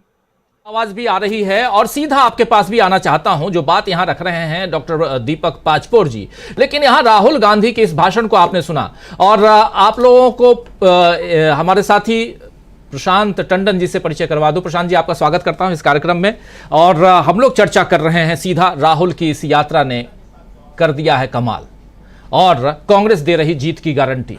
कांग्रेस कैसे दे रही है जीत की गारंटी, ये भी समझने की कोशिश कर रहे हैं। लेकिन सीधा कैसे मध्य प्रदेश, छत्तीसगढ़, इन तमाम राज्यों में राहुल गांधी की यात्रा की धूम दिखाई दे रही है डॉक्टर प्रकाश हिंदुस्तानी जी? देखिए, जिस तरह की तस्वीरें विजुअल दिखाए गए हैं उससे ही कुछ कहने की जरूरत नहीं है। राहुल गांधी की सभा में कितने भीड़ है और जाहिर है कि इस भीड़ में जो लोग आए उन्हें 100 रुपए 200 रुपए देकर नहीं बुलाया गया। वे सरकारी कर्मचारी नहीं है जिन्हें ड्यूटी का कहकर बुलाया गया। वे आंगनवाड़ी कार्यकर्ता भी नहीं है। जाहिर है ये श्रोता हैं, दर्शक हैं, नागरिक हैं, वोटर हैं। दूसरी तरफ अमित शाह की सभा की तस्वीर भी आपने दिखाई, कितने लोग उसमें हैं। तो ये बात तो अपने आप में स्पष्ट है कि अमित शाह की सभा में कम लोग हैं और राहुल गांधी की सभा में लोग हैं जो बिना बुलाए आए हैं, बिना सरकारी खर्चे के आए हैं। और फिर राहुल गांधी ने जो सुनामी की बात कही है वो बात इसी से साबित होती कि कितने लोग उन्हें सुनने आए हैं। जो लोग बिना किसी आग्रह के, बिना किसी सुविधा के अपने खर्चे से आए हैं, भीड़ लगाकर आए हैं, मकान की छतों पर खड़े हैं, छज्जों में खड़े हैं, फुटपाथ पे खड़े हैं, तो वे लोग कहां से आए हैं। इसी के साथ एक बात और है कि आज प्रधानमंत्री के पत्र का जिक्र भी आपने किया, मोदी जी के। मोदी जी ने यह पत्र मध्य प्रदेश के मतदाताओं के नाम लिखा है और इस पत्र में उन्होंने मध्य प्रदेश सरकार के बारे में कहा कि 2002 तक, यानी 20 साल पहले की बात उन्होंने की है कि जब बीजेपी की सरकार बनी थी उसके पहले की बात की है। 20 साल में से 18 साल से ज्यादा बीजेपी की सरकार रही, लेकिन वे उसकी बात नहीं कर रहे हैं। वे कह रहे कि देखिए पहले कितना पिछड़ा था प्रदेश। अब जैसे कोई कांग्रेस का नेता कहे कि देखिए जब अंग्रेज भारत छोड़कर गए थे तो देश कितना पिछड़ा था, ऐसी तो कोई बात कभी जवाहरलाल नेहरू ने नहीं कही। लेकिन हमारे प्रधानमंत्री मोदी जी जो चिट्ठी लिखते हैं उसमें यह हो सकता है। दूसरी बात यह है कि राहुल गांधी के साथ सिर बनाने वाली बीजेपी आज जब नरेंद्र मोदी का जो पत्र आया है उस पत्र को देखिए, उस पत्र के नीचे जिस तरह से मोदी जी की तस्वीर है और मोदी जी की तस्वीर के एक तरफ 6 नेता हैं, एक तरफ 5 नेता हैं, तो क्या कहा जाए? क्या मोदी जी को भी वो लंकेश बनाने की कोशिश की गई है? बीच में मोदी जी हैं, फिर नड्डा जी हैं, फिर वी.डी. शर्मा, कैलाश विजयवर्गीय, प्रहलाद पटेल और नरेंद्र सिंह तोमर। दूसरी तरफ है शिवराज सिंह चौहान, ज्योतिरादित्य सिंधिया, नरोत्तम मिश्र वगैरह। यानी जिस तरह जिन बातों पर मजाक उड़ा रहे थे, कार्टून बना रहे थे कांग्रेस के नेता का, इसी तस्वीरें तो खुद बीजेपी अपने पत्र में दे रही है और मोदी जी के दस्तखत वाले पत्र में। और उस पत्र का जो मजमून है, जो लेटर हेड है, उसमें लिखा है एमपी के मन में मोदी जी। तो भाई एमपी के मन में मोदी जी ये आप कैसे लिख रहे हैं? फिर उन्होंने एक बात और कही कि देखिए, जब हम सरकार में आए, इस तस्वीर में नीचे के हिस्से में वो जो तस्वीर है इस पूरे मजमून में नीचे नीचे देखेंगे तो ये देखिए, एक तरफ 6 है, एक तरफ 5 है और बीच में मोदी जी हैं। दूसरी बात है कि जिस मजमून, इस पत्र के मजमून में जो बात लिखी गई है उसमें कहा कि 2002 तक या बीजेपी की सरकार आने के पहले क्या क्या दिक्कतें थी, हमने प्रदेश को विकसित बना दिया है और देश के टॉप 10 राज्यों में ले आए। कोई मध्य प्रदेश देश का नंबर 1 राज्य नहीं बना है, मध्य प्रदेश दूसरे नंबर पे भी नहीं है, तीसरे नंबर पे भी नहीं। ये मान लिया कि मध्य प्रदेश लैंडलॉक स्टेट है, हमारे यहाँ कोई बंदरगाह नहीं है, लेकिन हमारे यहाँ नर्मदा नदी है और नर्मदा नदी के कारण ही मध्य प्रदेश का जो भी विकास हुआ है वो हो सका है। एक और बात गौर करने वाली कि जब कांग्रेस की सरकार जा रही थी, जो जो नहरों का जाल कांग्रेस के जमाने में बिछाने की योजना बनी थी, जिन जिन बांध बनाने की योजना कांग्रेस के जमाने में बनी थी, उसके इतर कोई बांध बीजेपी की सरकार ने नहीं बनाया। ये बात जरूर याद रखनी चाहिए। फिर एक बात और लिखी मोदी जी ने कि 2014 के पहले, क्योंकि क्रेडिट उन्हें लेना है किसी भी तरीके से, तो उनका 2014 के पहले केंद्र की जो सरकार थी वो मध्य प्रदेश की घोर उपेक्षा करती थी। यानी यहां वे ये बात भी कहना चाहते कि डबल इंजन की सरकार बनाओ, मध्य प्रदेश में बीजेपी को जिताओ और दिल्ली में भी जिताना, भाई ध्यान रखना हमारा, ये बात वो कहना चाहते हैं। एक पुरानी खबर मुझे याद आई, जब बाबूलाल गौर मध्य प्रदेश में मंत्री थे, मुख्यमंत्री तो उमा भारती के वक्त वो मंत्री थे, उसके बाद में मुख्यमंत्री बने और फिर बाद में मंत्री बने, तो उन्होंने एक आम सभा में कहा था कि भोपाल में नर्मदा लाने का श्रेय कमलनाथ को है, और कमलनाथ की उन्होंने जम के तारीफ की थी और ये कहा था कि मध्य प्रदेश के विकास के लिए जब कभी भी मैं पैसा लेने के लिए कमलनाथ के पास गया तो कभी भी निराश नहीं हुआ। चाहे मेट्रो की डिटेल सर्वे रिपोर्ट के लिए कमलनाथ जी के पास गया तो मेट्रो की डिटेल सर्वे रिपोर्ट के लिए उन्होंने 3 करोड़ रुपए तत्काल मंजूर कर दिए, और ये भी जोड़ा कि जैसे मैंने भोपाल का विकास किया वैसे ही कमलनाथ ने छिंदवाड़ा का विकास किया, और इस बात को उन्होंने बहुत रेखांकित किया था कि कमलनाथ ने हमारी बहुत मदद की। कमलनाथ ने जिस मेट्रो का लोकार्पण या कहना चाहिए समर्पण या उद्घाटन करने के लिए, ट्रायल रन का उद्घाटन करने के लिए शिवराज सिंह चौहान चाहते थे कि मोदी आए और मोदी जी नहीं आए, तो शिवराज सिंह चौहान ने खुद कर दिया क्योंकि चुनाव आचार संहिता लगने वाली थी। तो उस मेट्रो की डिटेल सर्वे रिपोर्ट बनाने की शुरुआत कमलनाथ ने की थी। ये बात उन्हें याद दिलानी जरूर है कि ये आरोप लगाना बड़ा गलत है कि साहब देखो हम तो कितने पक्षपात के शिकार थे, तो जाहिर है कि ये बात ठीक नहीं। एक और बात, जब बाबूलाल जी गौर पूर्व मुख्यमंत्री थे, वे बीमार थे, तो कमलनाथ उनसे मिलने के लिए गए और उन्होंने डॉक्टरों से पूछा, तो कमलनाथ को देखकर बाबूलाल गौर की आंखों से आंसू आ गए। और जब उनकी बहू कृष्णा गौर ने कहा, जो अभी चुनाव लड़ रही हैं, उम्मीदवार हैं भोपाल से कृष्णा गौर विधानसभा की, कि बाबूजी यानी बाबूलाल गौर जी देखिए आपसे मिलने के लिए कमलनाथ आए, तो कमलनाथ साहब, तो बाबूलाल गौर ने अपनी पलकें झपकाई और उनकी आंखों से आंसू निकल गए। कमलनाथ ने कहा कि आप जल्दी स्वस्थ हों। तो इतनी सदाशयता बीजेपी के नेताओं में नहीं है जिसकी जरूरत है। तो अब मध्य प्रदेश के बारे में प्रधानमंत्री भले ही चिट्ठी लिखे कि एमपी के मन में मोदी, पर प्रदेश के 10 राज्य, देश के 10वें 10 राज्यों में है मध्य प्रदेश। इस बात को मोदी जी स्वीकार करते हैं। कोई नंबर 1 स्टेट नहीं है, कोई महाराष्ट्र नहीं बना है, कर्नाटक नहीं बना है, गुजरात नहीं बना है।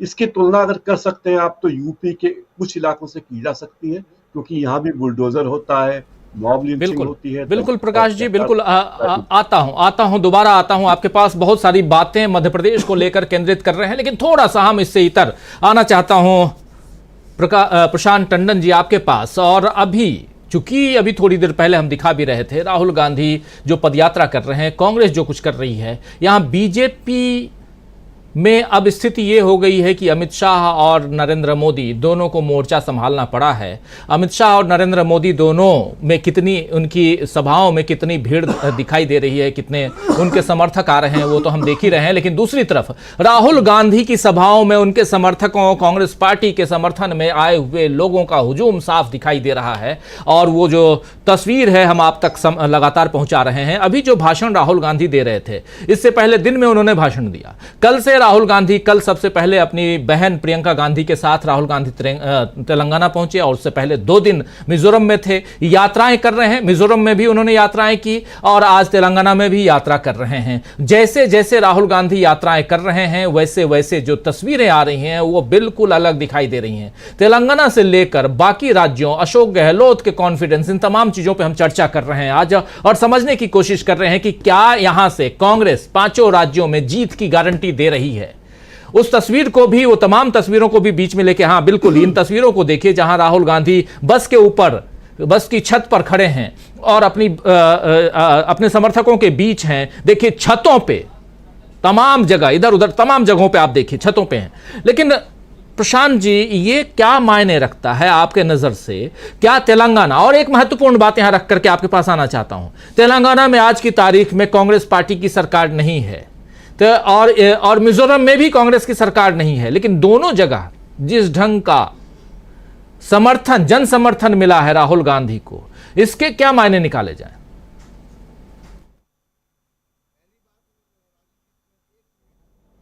अनम्यूट कर लीजिए प्लीज, अनम्यूट करिए। नहीं, अनम्यूट है जी, ठीक। पीछे से नहीं है। तो मिजोरम की एक बात केवल कि मिजोरम में पिछली बार भी ट्रायंगुलर फाइट हुई, त्रिकोणीय मुकाबला हुआ था और वहां पे एक जो नई पार्टी, नया गठबंधन बना ZPM, वो नंबर 2 पे आया। अभी भी स्थिति यही है, लेकिन राहुल गांधी के 2 दिन के दौरे के बाद मिजोरम में कांग्रेस अब वहां पे फाइट में है। अब वहां पे त्रिकोणीय मुकाबला जैसा लगता नहीं है और ZPM कांग्रेस के ही वोट शेयर से बना था और सीटें लेकर आया था।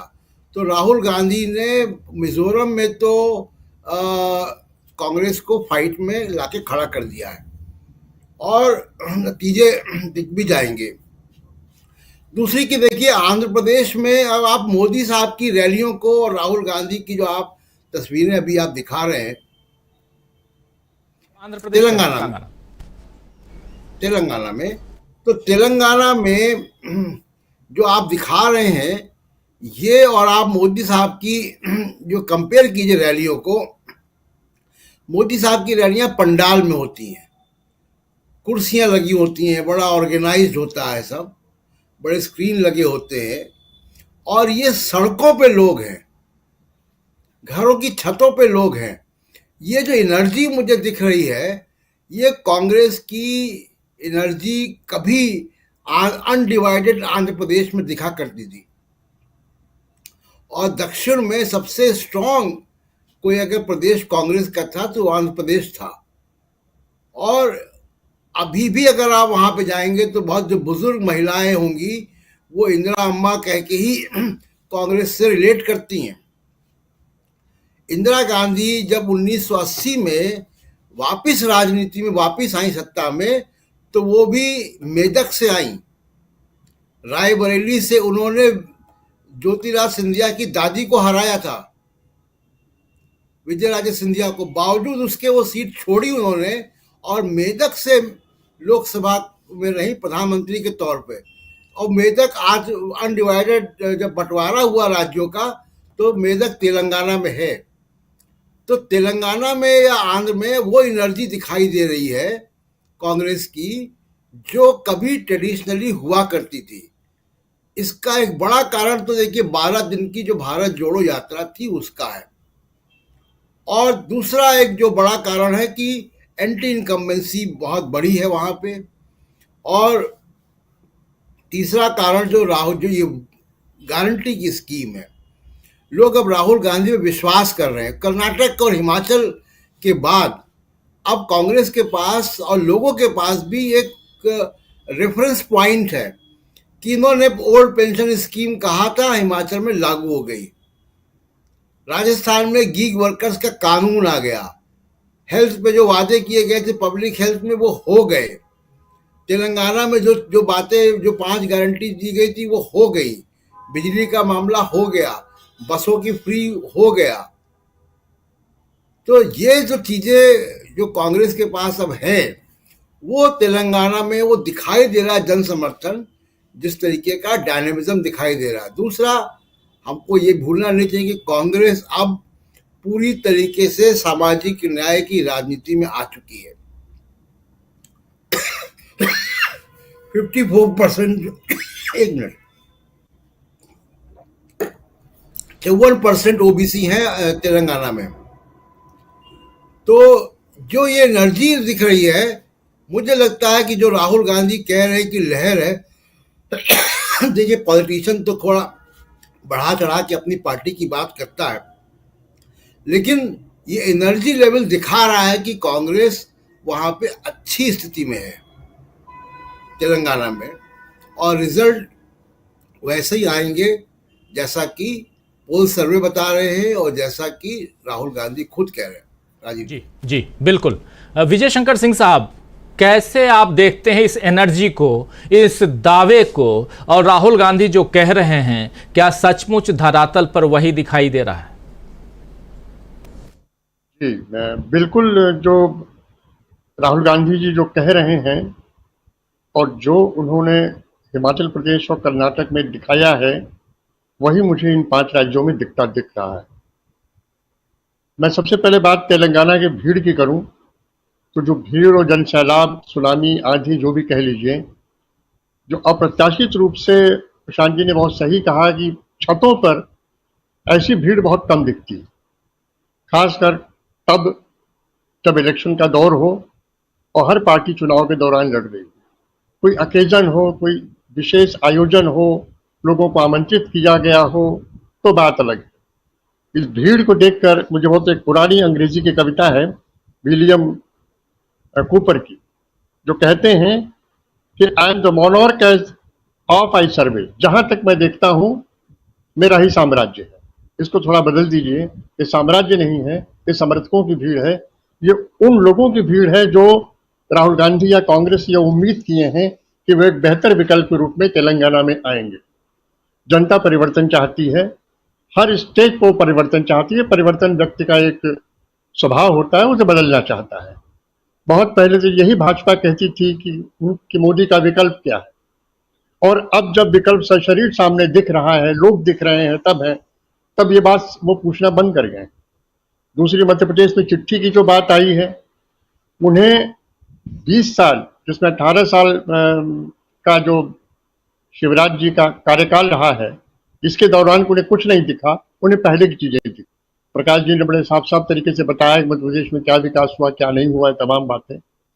और जहां तक छत्तीसगढ़ में दिवाली की बात है, आप देख लीजिएगा, लोकसभा चुनाव आते आते भारतीय जनता पार्टी राम मंदिर को ही मुद्दा बनाएगी। हालांकि वो मुद्दा नहीं बनेगा, क्योंकि मुद्दा तब बनता जब मंदिर नहीं होता या मंदिर बनना होता।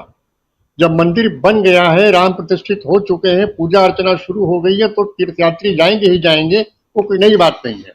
और अयोध्या को तीर्थयात्री 2023-24 में नहीं जा रहे हैं, मैं समझता हूँ शायद सदियों से जा रहे हैं, क्योंकि वो एक तीर्थनगरी रही है। तो ऐसी स्थिति में हर उस मुद्दे को जानबूझकर ये उसी तरफ ले जाएंगे। लेकिन खूबी और खूबसूरती यही है कि कांग्रेस को इस ट्रैप में नहीं आना है। मैं इसे बार बार ट्रैप कहता हूं, इसलिए ट्रैप करता हूं कि जैसे ही आप इस तरफ कदम बढ़ाएंगे, ये खींच के दलदल में ला देंगे। एक पुरानी कहावत है कि सुअरों से नहीं लड़ना चाहिए, क्योंकि वो आपको खींच के दलदल में ले जाते हैं। ऐसी स्थिति में कांग्रेस को, राहुल गांधी को यह ध्यान रखना चाहिए कि जो उनके असल मुद्दे हैं, जो उनकी गारंटियां हैं, जिन गारंटियों पे जनता ने उनको समर्थन दिया है, जनता आशान्वित है, चाहे कर्नाटक है, चाहे हिमाचल है, और अब उन्हीं मुद्दों को जिसे तेलंगाना में उठाया जा रहा है, उन गारंटियों को राजस्थान में उठाया जा रहा है। राजस्थान में गहलोत जी ने कुछ बेहतर काम किए हैं, जिसका असर भी दिख रहा है। मध्य प्रदेश में भी असर दिख रहा है, और मिजोरम की स्थिति भी अच्छी दिख रही है, जिसके बारे में अक्सर हम कम चर्चा करते हैं। तो अंत में मैं यही कह के अपनी बात समाप्त करूंगा कि कांग्रेस को इस समय जिस आत्मविश्वास और जिस आक्रामक रूप से जनता के बीच जा रही है, कार्यकर्ताओं की बात कर रही है, कार्यकर्ताओं से कह रही है कि हम आपकी सरकार होगी, ये बहुत अच्छी बात है। और जब मोदी जी ये कहते हैं कि नहीं हमारे चेहरे पर चुनाव लड़ा जाए, या बीजेपी मोदी के अलावा कोई दूसरा चेहरा नहीं सामने लाती है, कि एक प्रकार की इंफीरियरिटी कॉम्प्लेक्स है नरेंद्र मोदी जी में। वो चाहते हैं कि कोई दूसरा चेहरा सामने ना आए, दूसरा चेहरा सामने आते ही उनका विकल्प उनकी पार्टी में खड़ा हो जाएगा। तो जब जब वो कहते थे विकल्प कहाँ है, तो प्रकारांतर से वो अपनी पार्टी की ही बात कर रहे थे, कांग्रेस की बात नहीं कर रहे थे। तो आपकी जो आपने वीडियो दिखाए, जो आपने दिखाई क्लिपिंग्स, तो बहुत ही आशाजनक है। और मैं उम्मीद करता हूं कि इन 5 राज्यों में जो चुनाव होंगे वो कांग्रेस के आशा के अनुकूल होंगे। जी बिल्कुल बिल्कुल। डॉक्टर अमलेंदु उपाध्याय जी, अभी तक हम 4 नहीं बल्कि 3 राज्यों की बात कर रहे थे, और तीनों राज्यों में कांग्रेस और बीजेपी आमने सामने है, मध्य प्रदेश, छत्तीसगढ़ और राजस्थान, इतनी बातें होती थी। लेकिन अब मिजोरम और तेलंगाना की बात हो रही है, और बहुत ज्यादा बात हो रही है। राहुल गांधी मिजोरम में 2 दिन तक थे, और अभी देखिए प्रशांत टंडन जी कह रहे थे कि राहुल गांधी ने कांग्रेस को वहां मिजोरम में उस पोजीशन पर लाकर खड़ा कर दिया है जहां से कांग्रेस जो है इस चुनाव को निकाल भी सकती है। और अब तेलंगाना में खुद राहुल गांधी, अभी आप लोगों ने लाइव सुना, कह रहे हैं कि सुनामी है कांग्रेस की, और ये कार्यकर्ताओं की सरकार बनने वाली है यहां पे। ये बहुत बड़ी बात कह रहे थे। तो ये दोनों राज्यों को लेकर के जो चर्चा अब चल निकली है, इसका कितना असर इन तीनों राज्यों पर पड़ता हुआ दिखाई दे रहा है आपको? राजीव जी, देखिए, इन तीनों राज्यों पर निश्चित तौर पे इसका असर पड़ेगा कि 2 राज्यों में जिस तरीके से कांग्रेस जो बढ़ा रही है, जहां भारतीय जनता पार्टी से कांग्रेस का टकराव नहीं है, यानी जो 3 राज्यों की जो बात हो रही थी जहां भारतीय जनता पार्टी और कांग्रेस आमने सामने हैं, उनमें मध्य प्रदेश, छत्तीसगढ़ और राजस्थान थे, उनमें तेलंगाना और मिजोरम नहीं थे। अब परिवर्तन ये हुआ है राजीव जी कि भारतीय जनता पार्टी से सीधी सी लड़ाई तो अभी भी 3 राज्यों में ही है, मध्य प्रदेश, छत्तीसगढ़ और राजस्थान में, लेकिन जो तेलंगाना और मिजोरम है वहां भारतीय जनता पार्टी नहीं है। अब वहां मुख्य लड़ाई में कांग्रेस आ गई है। तो यानी कि कांग्रेस जो है वो तो 5 राज्यों में मुख्य लड़ाई में है, भारतीय जनता पार्टी 5 राज्यों में मुख्य लड़ाई में नहीं है। ये एक बड़ा अंतर राहुल गांधी की सक्रियता के बाद जो वो आया है। अब चूंकि तेलंगाना में, मिजोरम से जो खबरें आ रही हैं जिस तरीके से, मुझे लगता है कि इसका प्रभाव जो 3 राज्य जहां भारतीय जनता पार्टी के साथ सीधी टक्कर है, इनके ऊपर भी उसका प्रभाव पड़ेगा, और यहां भी कांग्रेस मजबूती के साथ आगे बढ़ेगी। क्योंकि जो एक हवा फिर चलने लगती है, परसेप्शन जो बनने लगता है कि कांग्रेस सब जगह लड़ रही है और कांग्रेस सब जगह लड़ाई में है और आगे है, मतलब ये जो परसेप्शन बन रहा है, मुझे लगता है आम जनता तक ये परसेप्शन जा रहा है। क्योंकि इन विधानसभा के चुनाव को एक तरीके से लोकसभा का सेमीफाइनल कहा जा रहा है, वो है या नहीं वो अलग का मसला है, लेकिन कहा जा रहा है। लेकिन उसके हो या ना भी हो सेमीफाइनल, लेकिन एक आभास जो है वो निश्चित तौर पर उससे मिल जाएगा कि देश की लगभग जो 20% आबादी है वो जो है वो क्या चाहती है, ये एक तरीके से उसका निकल करके सामने आ जाएगा। तो इसका असर निश्चित तौर पे पड़ेगा।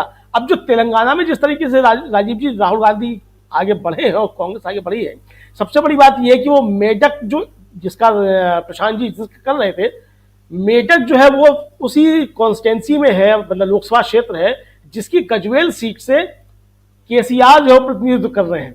और मेडक से ही वापसी इंदिरा गांधी की 1980 में हुई, और 1984 तक जब उनकी हत्या हुई वो मेडक का ही प्रतिनिधित्व करती थी इंदिरा गांधी। तो मेडक से जो ये आवाज फिर जा रही है कि देश को राहुल गांधी की आवश्यकता है, और मेडक ने जिस तरीके से इंदिरा गांधी को ताकत दी थी, वही ताकत तेलंगाना से जो है वो अब राहुल गांधी को दी जानी है, और केंद्र में सरकार जो है वो राहुल गांधी की लेकर के आनी है। ये संदेश तेलंगाना में जा रहा है जमीन पे। मुझे लगता है कि इसका बहुत बड़ा असर हो रहा है, जिस तरीके से केसीआर और बीजेपी और खासतौर से प्रधानमंत्री वो जितना राहुल गांधी ऊपर इस तरीके से बात करते हैं, उससे ज्यादा सहानुभूति जो है वो राहुल गांधी के प्रति बढ़ती जा रही है। तो आप ये कह सकते हैं कि तेलंगाना में जो चुनाव बन गया है वो केसीआर बनाम कांग्रेस तो हो सकता है, लेकिन ये चुनाव जो है वो 2024 के लोकसभा चुनाव की पूर्व पीठिका जो है वो तेलंगाना से तैयार हो, इसका भी एक चुनाव बन गया। मुझको ऐसा लगता है यहाँ बैठ करके राजीव जी, ये जो है मुझे एक परिवर्तन दिखाई पड़ रहा है, और हो सकता है आगे चल करके बहुत कुछ हो। और एक बात कह के मैं अपनी बात खत्म करता हूं कि अमित शाह जी तो यहाँ भी गलत बोल गए, छत्तीसगढ़ में पहुंच के बोले इस साल जो है वो 3 दिवाली मनाएगा।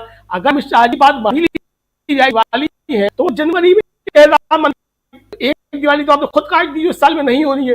तो अमित शाह जी गलत बयानी कर रहे हैं, तो अमित शाह जी जो जाके पटाखे फोड़े, चाहे पाकिस्तान में फोड़े, चाहे चीन में जाकर के फोड़े, जहां भी उन्हें फोड़ना है वो फोड़े, उनका मसला है। लेकिन छत्तीसगढ़ की जनता जो है वो अमित शाह जी को सुनने नहीं जा रही है, मुझको ऐसा लगता है जी।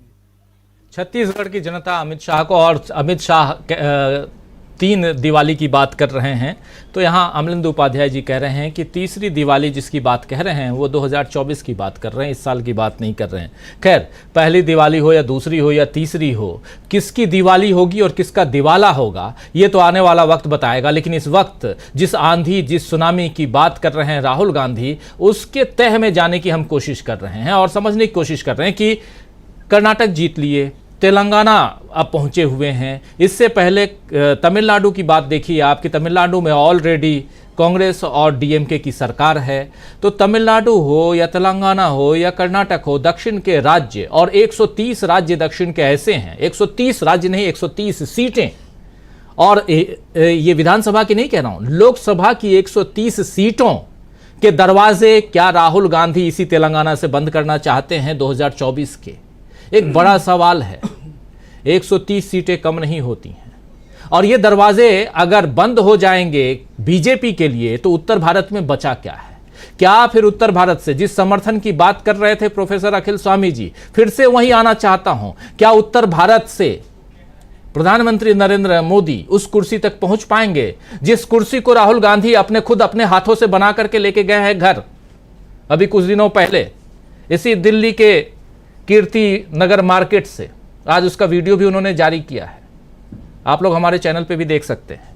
तो वो जो कुर्सी बना के गए हैं, क्या वो उत्तर भारत से ही आने वाली है, या राहुल गांधी ने जो अपने लिए पीएम की कुर्सी बना ली है वो मायने रखती है? जरा आपकी प्रतिक्रिया।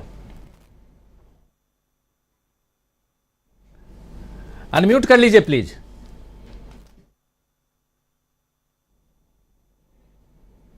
स्वामी जी रिकनेक्ट कीजिए, आप फिर से प्लीज रिकनेक्ट कीजिए। लेकिन इधर शकील अख्तर जी, स्वामी जी रिकनेक्ट हो रहे हैं, लेकिन जो बात रख रहा था मैं प्लीज उस पर। जी, आपने बिल्कुल सही कहा कि वक्त बहुत तेज़ी के साथ बदल रहा है, और वह आपने पूछा था कि कांग्रेस में क्या हो रहा है, कांग्रेस मुख्यालय में क्या हो रहा है, तो वो हर जगह दिख रहा है।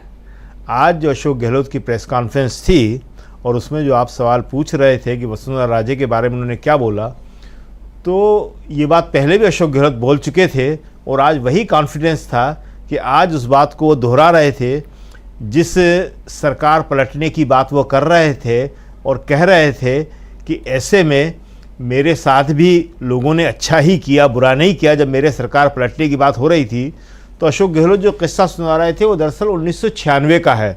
1996 में भैरों सिंह शेखावत जब ऑपरेशन कराने के लिए विदेश गए हुए थे तो बीजेपी के ही भंवरलाल शर्मा उनकी सरकार पलट रहे थे, और उस वक्त अशोक गहलोत से मदद मांगी गई थी और अशोक गहलोत ने मदद करने से इनकार कर दिया था। और नरसिम्हा राव प्रधानमंत्री थे, उनके पास गए थे और उन्होंने बता दिया था उन्होंने कि देखिए, क्या एक आदमी अगर कोई बीमार है और वो अपना हार्ट का ऑपरेशन कराने के लिए विदेश गया हुआ है, तो क्या ऐसे में हम लोगों को ये करना चाहिए? तो कहने लगे मुझे वहाँ से भी हरी झंडी मिल गई और मैंने नहीं किया। और इसीलिए जब मेरी सरकार पलटने की बात थी, जब मेरी सरकार अभी पलटने की कोशिश हो रही थी, तो बीजेपी के लोगों ने भी ऐसा नहीं किया। और उसी में उन्होंने वसुंधरा राजे का जिक्र किया कि मुझसे ज़्यादा मत कहलवाइए अब बात, नहीं तो वसुंधरा राजे के बहुत ज़्यादा खिलाफ चली जाएगी। और वसुंधरा को वैसे ही बीजेपी का नेतृत्व जो है बहुत इस वक्त परेशान कर रहा है। तो इसका सीधा मतलब क्या है कि अशोक गहलोत ये बताने की कोशिश कर रहे थे कि मेरे साथ आम जनता की ही नहीं, मेरे साथ जो है भाजपा के नेताओं की भी सहानुभूति है जी। तो ये तो हुई एक बात। अब दूसरी बात ये है कि मध्य प्रदेश की जो चिट्ठी है जो आज मोदी जी ने लिखी है, तो आपने उसको दिखाई है, हमने उसको पूरी पढ़ी है। वो चिट्ठी इस तरह की है जैसे मध्य प्रदेश का जनसंपर्क विभाग लिखता है या किसी दूसरे प्रदेशों का इंफॉर्मेशन डिपार्टमेंट लिखता है। उसमें कहीं पे भी कोई भी ऐसा टच नहीं है जो जनता को प्रभावित कर सके।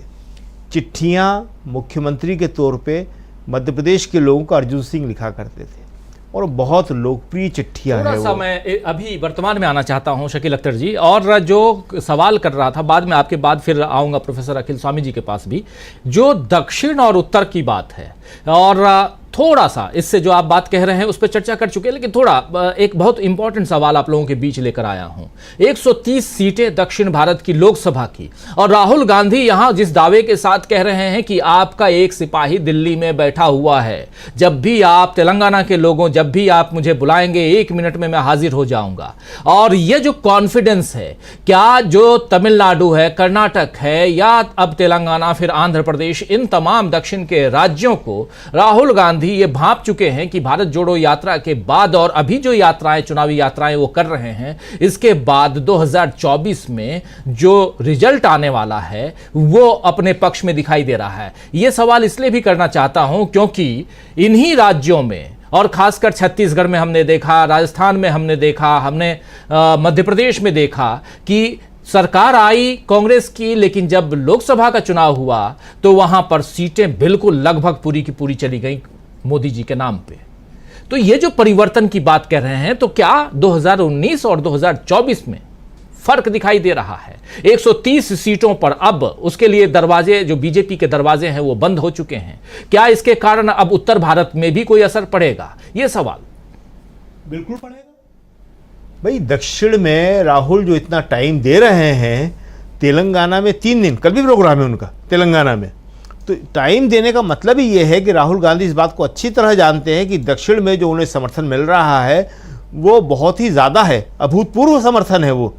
कर्नाटक जीत के बाद कर्नाटक ही एकमात्र ऐसा प्रदेश था जहां बीजेपी प्रवेश कर पाई थी, और कर्नाटक कांग्रेस ने वापस ले लिया है। और इसके बाद जो है तमिलनाडु में, वहां बीजेपी का कोई अस्तित्व नहीं है।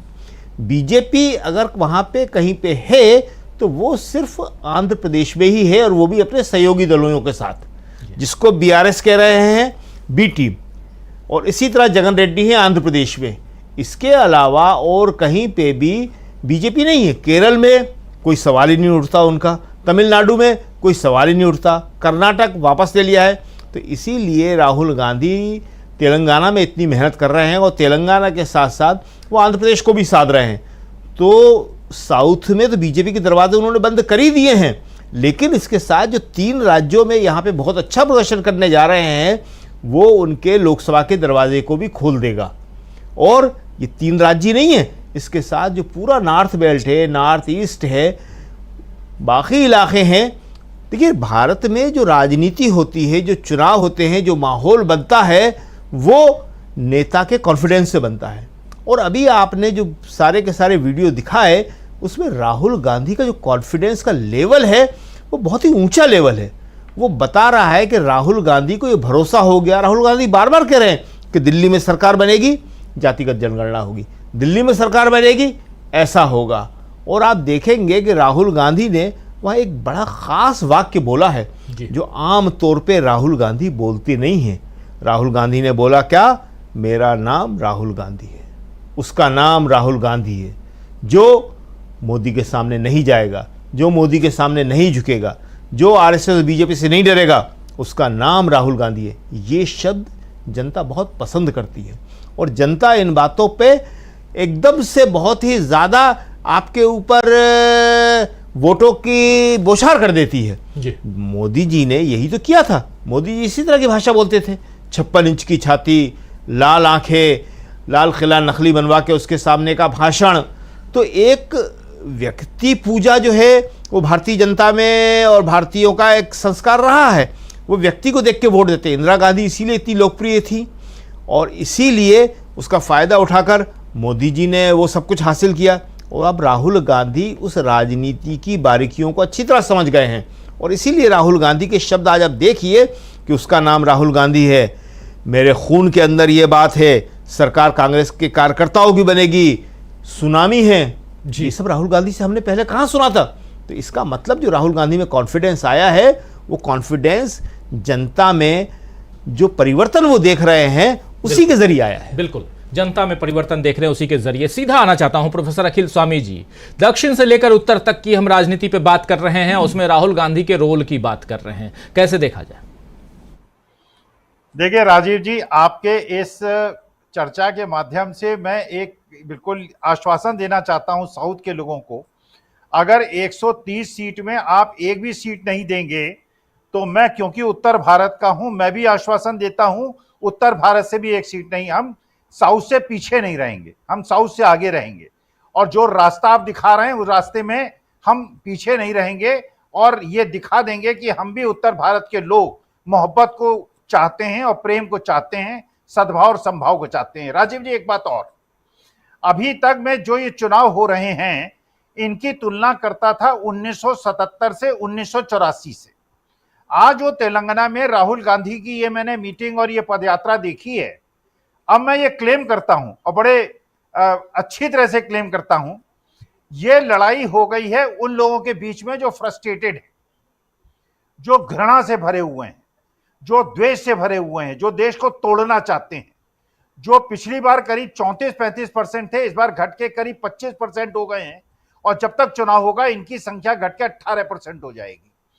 मैं ये देख रहा हूं ये चुनाव जो है, जो राहुल गांधी ने एक नारा दिया था, नफरत छोड़ो भारत जोड़ो, अब ये मोहब्बत और नफरत के बीच की लड़ाई हो गई है।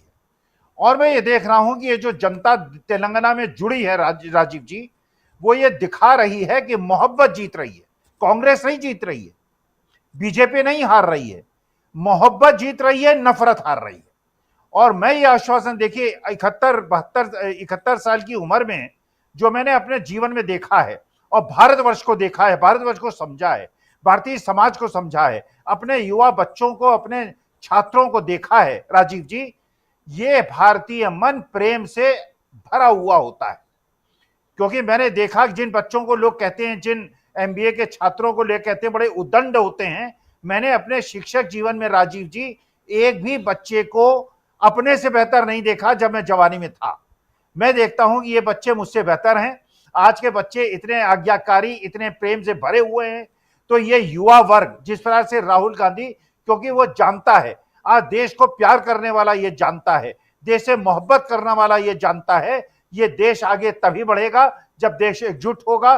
देश को तोड़ने वाले, हिंदू मुसलमान सिख ईसाई में बांटने वाले, दलितों आदिवासियों को पीटने वाले देश के हित साधक नहीं है और शुभ नहीं चाहते हैं। तो इसलिए मुझे ऐसा लगता है मोहब्बत जीत रही है, साउथ वाले जिताएं। उत्तर भारत में जो उत्तर प्रदेश बिहार में होगा, हम उससे पीछे नहीं रहेंगे। ये आश्वासन उत्तर भारत की ओर से मैं एक शिक्षक देता हूं। जी, एक आश्वासन जो आप दे रहे हैं दक्षिण बनाम उत्तर, यहाँ इस चर्चा में इसको लाना इसलिए जरूरी है क्योंकि दक्षिण के तमाम राज्यों को धीरे धीरे कांग्रेस जो है वो अपनी झोली में करती हुई, अपनी गारंटियों के हिसाब से करती हुई दिखाई दे रही है। और तमिलनाडु में तो पहले से ही है, केरल में जो सरकार है वो अभी इस वक्त आप जानते हैं कि वाम दलों की सरकार है, लेकिन वहाँ भी कांग्रेस बहुत मजबूती के साथ है। उसके अलावा कर्नाटक अपनी झोली में कर चुकी है कांग्रेस। तेलंगाना में जैसी सुनामी की बात राहुल गांधी कर रहे हैं वो साफ दिखाई दे रहा है। और तेलंगाना में अगर आप सोचिए कि कांग्रेस की सरकार आती है तो क्या उसका असर उधर आंध्र प्रदेश पे नहीं पड़ेगा। तो ये जो तमाम राज्य हैं दक्षिण के, इन राज्यों में से अगर 5 में से 4 में भी अगर कांग्रेस की सरकार रहती है या कांग्रेस का दबदबा रहता है तो आने वाले चुनाव में 2024 के चुनाव में क्या कुछ होगा वो आप समझ सकते हैं। जरा आना चाहता हूं प्रकाश हिंदुस्तानी जी एक बार फिर से आपके पास कि कैसे आप उसके बाद इधर देखते हैं। और ये बहुत, देखिए 3 राज्य हिंदी भाषी, 2 राज्य गैर हिंदी भाषी, जिसमें तेलंगाना है, मिजोरम है, और राहुल गांधी अभी गैर हिंदी भाषी राज्यों पर ज़्यादा फोकस्ड हैं। लेकिन उससे पहले उन्होंने शुरुआत कर दी है, वो चाहे राजस्थान हो, चाहे छत्तीसगढ़ हो, चाहे मध्य प्रदेश हो, हर जगह लोग कह रहे थे कि राहुल गांधी उधर लद्दाख घूम रहे हैं लेकिन वो चुनावी राज्यों में नहीं जा रहे हैं। अब देखिए वहाँ चुनावी राज्यों में ही नहीं जा रहे हैं बल्कि वहाँ तो वो पदयात्रा भी कर रहे हैं और इस पर धूम मची हुई है उस हिसाब से भी। तो वहां से लेकर उत्तर भारत तक की जो राजनीति है जरा आपके जरिए समझना चाहता हूं। राजीव जी, मुझे लगता है कि अब नरेंद्र मोदी और अमित शाह को अपनी चुनावी रणनीति बदलनी पड़ेगी। इसकी तैयारी कर रहे होंगे वो, और उन्हें ये बात लगा कि जिस तरह जनता से दूर रहकर वो प्रायोजित भीड़ को बुलाकर आयोजन करते हैं, ऐसे आयोजनों से बीजेपी का भला नहीं होगा। एक कि जहां जहां जिन जिन चुनावों में राहुल गांधी ने सक्रियता दिखाई, एक आध अफवाह छोड़ दीजिए, उत्तर प्रदेश या उसको छोड़ दें, तो अधिकांश जगह जहां राहुल गांधी प्रियंका ने गतिविधियां दिखाई, वे सक्रिय रहीं, वहां चुनाव में नतीजे कांग्रेस के पक्ष में आए। और अगर दक्षिण भारत से कांग्रेस दिल्ली की तरफ बढ़ती है, अभी तक उत्तर भारत की तरफ से बढ़ती थी, तो यह मान लीजिए कि उत्तर भारत तो कांग्रेस के साथ पहले से ही है, क्योंकि कांग्रेस की सरकारें उत्तर भारत के राज्यों में लगातार रही हैं। मध्य प्रदेश में भी रही हैं, राजस्थान में तो है ही, छत्तीसगढ़ में तो है ही। लेकिन आप कल्पना कीजिए कि बीजेपी ने जब सेन लगाई कांग्रेस के गढ़ में, तो सबसे पहले उसने उत्तर प्रदेश को निशाना बनाया। उसी के जवाब में अब दक्षिण में कांग्रेस अपने कदम बढ़ा रही है, जहां पहुंचना बीजेपी के लिए बहुत मुश्किल है। बहुत सारे कारण हैं, बहुत सी सांस्कृतिक सीमाएं बीजेपी की है कि बीजेपी दक्षिण भारत में उस तरीके से लोगों के साथ आगे नहीं आ सकती। हालांकि बीजेपी का दावा है कि हमारे साथ और संघ के साथ बहुत सारे ऐसे लोग हैं जो दक्षिण भारत के हैं, लेकिन बीजेपी की वहां उतनी पहुंच नहीं है। दूसरी बात है कि आप पाएंगे कि दक्षिण भारत में अपेक्षाकृत शिक्षा का स्तर ज्यादा है, अच्छा है, पढ़ाई वहां ज्यादा अच्छी होती है और लोग ज्यादा तर्कपूर्ण बातें करते हैं। ये आरोप नहीं लगा रहा हूं मैं, पर मुझे लगता है कि वो लोग ज्यादा तर्कपूर्ण ढंग से बात करते हैं। आप देखिए हमारे वैज्ञानिक केंद्रों में कितने दक्षिण भारतीय हैं, साइंटिस्ट कितने हैं, ब्यूरोक्रेसी में भी बिहार को छोड़ दे तो अधिकांश दक्षिण भारत का कब्जा है। तो ये सारी चीजें लगता है कि दक्षिण भारत को सही केंद्र बनाया है। और निश्चित ही मानिए कि अगर शुरुआत दक्षिण से हुई, क्योंकि बीजेपी को अब उत्तर भारत में आशा नहीं है। बीजेपी को लगता है कि हिंदी भाषी पट्टी में तो हम पिछड़ रहे हैं, तो बीजेपी दक्षिण की तरफ देखती है, और अगर दक्षिण में कांग्रेस आगे बढ़ गई तो बीजेपी के लिए उत्तर भारत और कठिन होगा। राजीव जी, बहुत मुश्किल होगा अगर दक्षिण भारत में तो, और दक्षिण के दरवाजे धीरे धीरे दिखाई दे रहा है कि वो बंद हो रहे हैं। जरा प्रशांत टंडन जी, ये दरवाजे जो हैं बंद तो हो रहे हैं, लेकिन उत्तर भारत और साथ साथ चलिए उत्तर दक्षिण की बात ना भी करें तो ओवरऑल जो आज के 5 राज्यों के चुनाव हैं, इन राज्यों पे अगर देखा जाए तो कितना कहाँ कंफर्टेबल दिखाई दे रही है कांग्रेस और कहाँ दिखाई दे रही है बीजेपी, आपका नजरिया? जी देखिए राजीव जी, एक टैक्टिकल मिस्टेक या टैक्टिकल डेवलपमेंट जो इस चुनाव में है वो ये है कि मोदी साहब ने कर्नाटक की तरह ही इसको अपना चुनाव बना लिया है, और ये उनके लिए, पिछली बार आपको याद होगा कर्नाटक के चुनाव के नतीजे जब दोपहर के बाद आने लगे तो टीवी चैनलों में नड्डा जी का फोटो आ गया था। हर बार ये नहीं हो सकता है, कितनी बार आप नड्डा जी का फोटो लगाएंगे। तो ये चुनाव में जो भी नतीजे आएंगे और जैसा रुझान दिख रहा है, अगर ये होता है तो मोदी जी को ये स्वीकार करना पड़ेगा। देखिए दुनिया का दस्तूर है, इसमें कोई अंक गणित या सिफोलॉजी नहीं है। ये दुनिया का दस्तूर है कि दुनिया चढ़ते सूरज को सलाम करती है, और अगर दक्षिण भारत से ये जीत आएगी तो इसका प्रभाव हिंदी भाषी क्षेत्र में भी निश्चित तौर पर पड़ेगा, और 2 वजह से पड़ेगा। एक तो केस स्टडी है कि जीत कर आए, जहां जीते वहां सरकारें बनी, उस सरकार का महत्व दिख रहा। अब आपको मैं एक सिंपल सा एग्जांपल दूं, क्योंकि मैं बहुत ज़्यादा लोगों से मिलता हूं, घूमता हूं, बात करता हूं लोगों से। दक्षिण कर्नाटक में हेट पॉलिटिक्स, हेट स्पीच एकदम स्विच ऑफ हो गई। इसका बहुत सक्रिय और बहुत सकारात्मक असर पूरे देश के तमाम सारे जो दलित और मुसलमान और अक़लियतों में पड़ा है, माइनॉरिटीज में पड़ा है।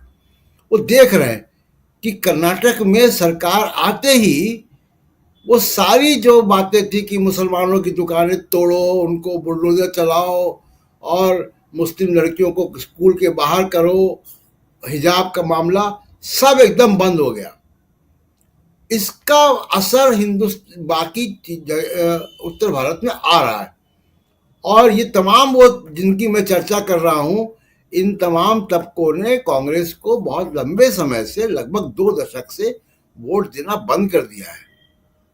वो नया डेवलपमेंट, नए राजनीतिक बीज जो है वो पैदा होंगे इन चुनाव के नतीजों से, और वो साफ दिखाई देगा। और तेलंगाना का रिजल्ट बहुत महत्वपूर्ण होगा इस दृष्टि से, जो मैं बात कह रहा हूं कि तेलंगाना में अगर कांग्रेस आती है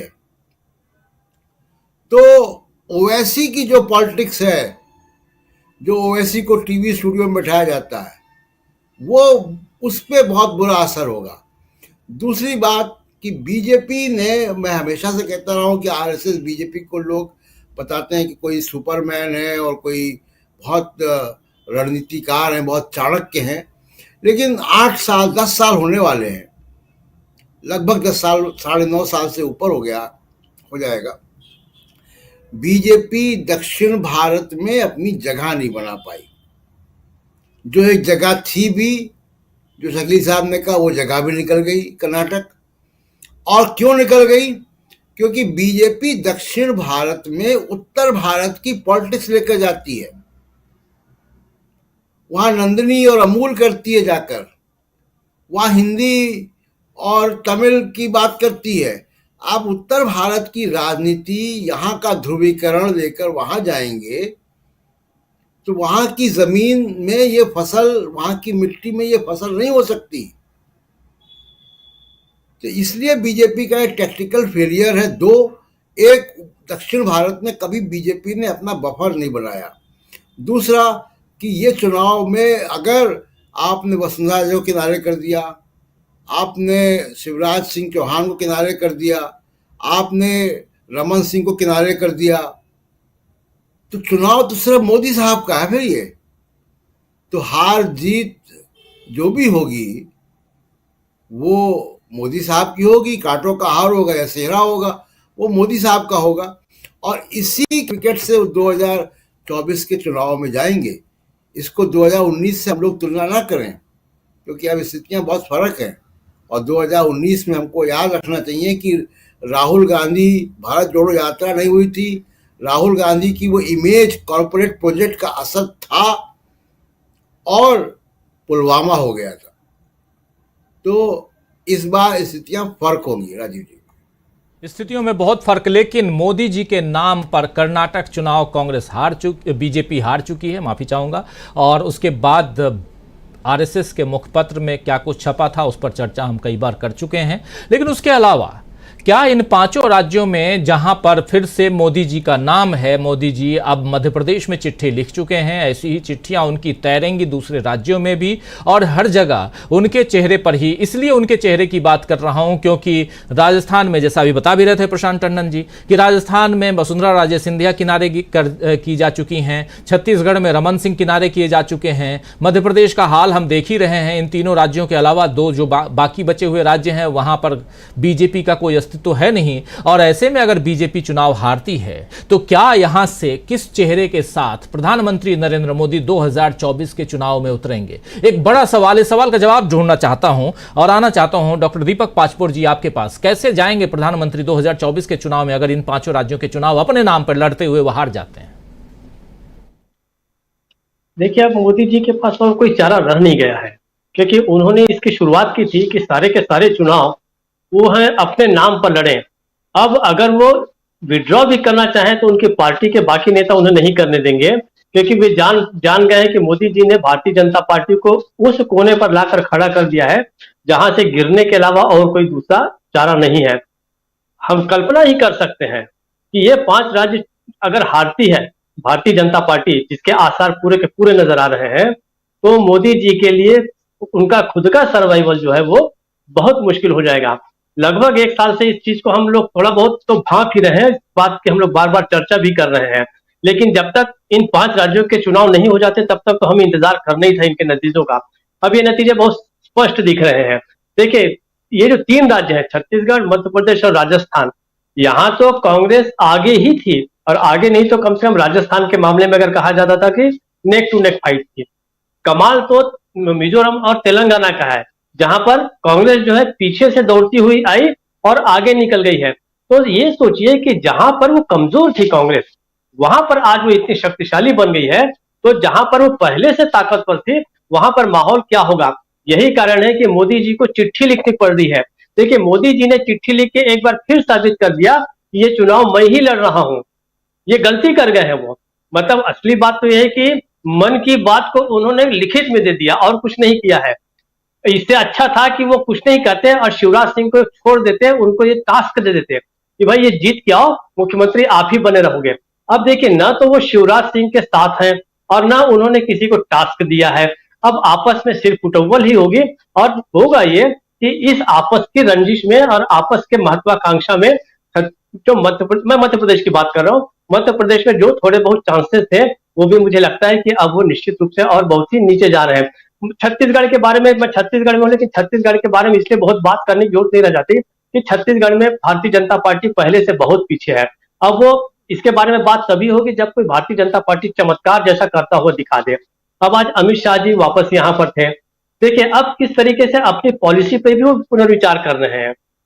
छत्तीसगढ़ में जगदलपुर के पास एनएमडीसी एक प्लांट लगा रही है, स्टील प्लांट 20,000 करोड़ का, और वो 30 लाख टन हर साल का उसका स्टील का प्रोडक्शन होगा, जिसका नाम है नगरनार संयंत्र।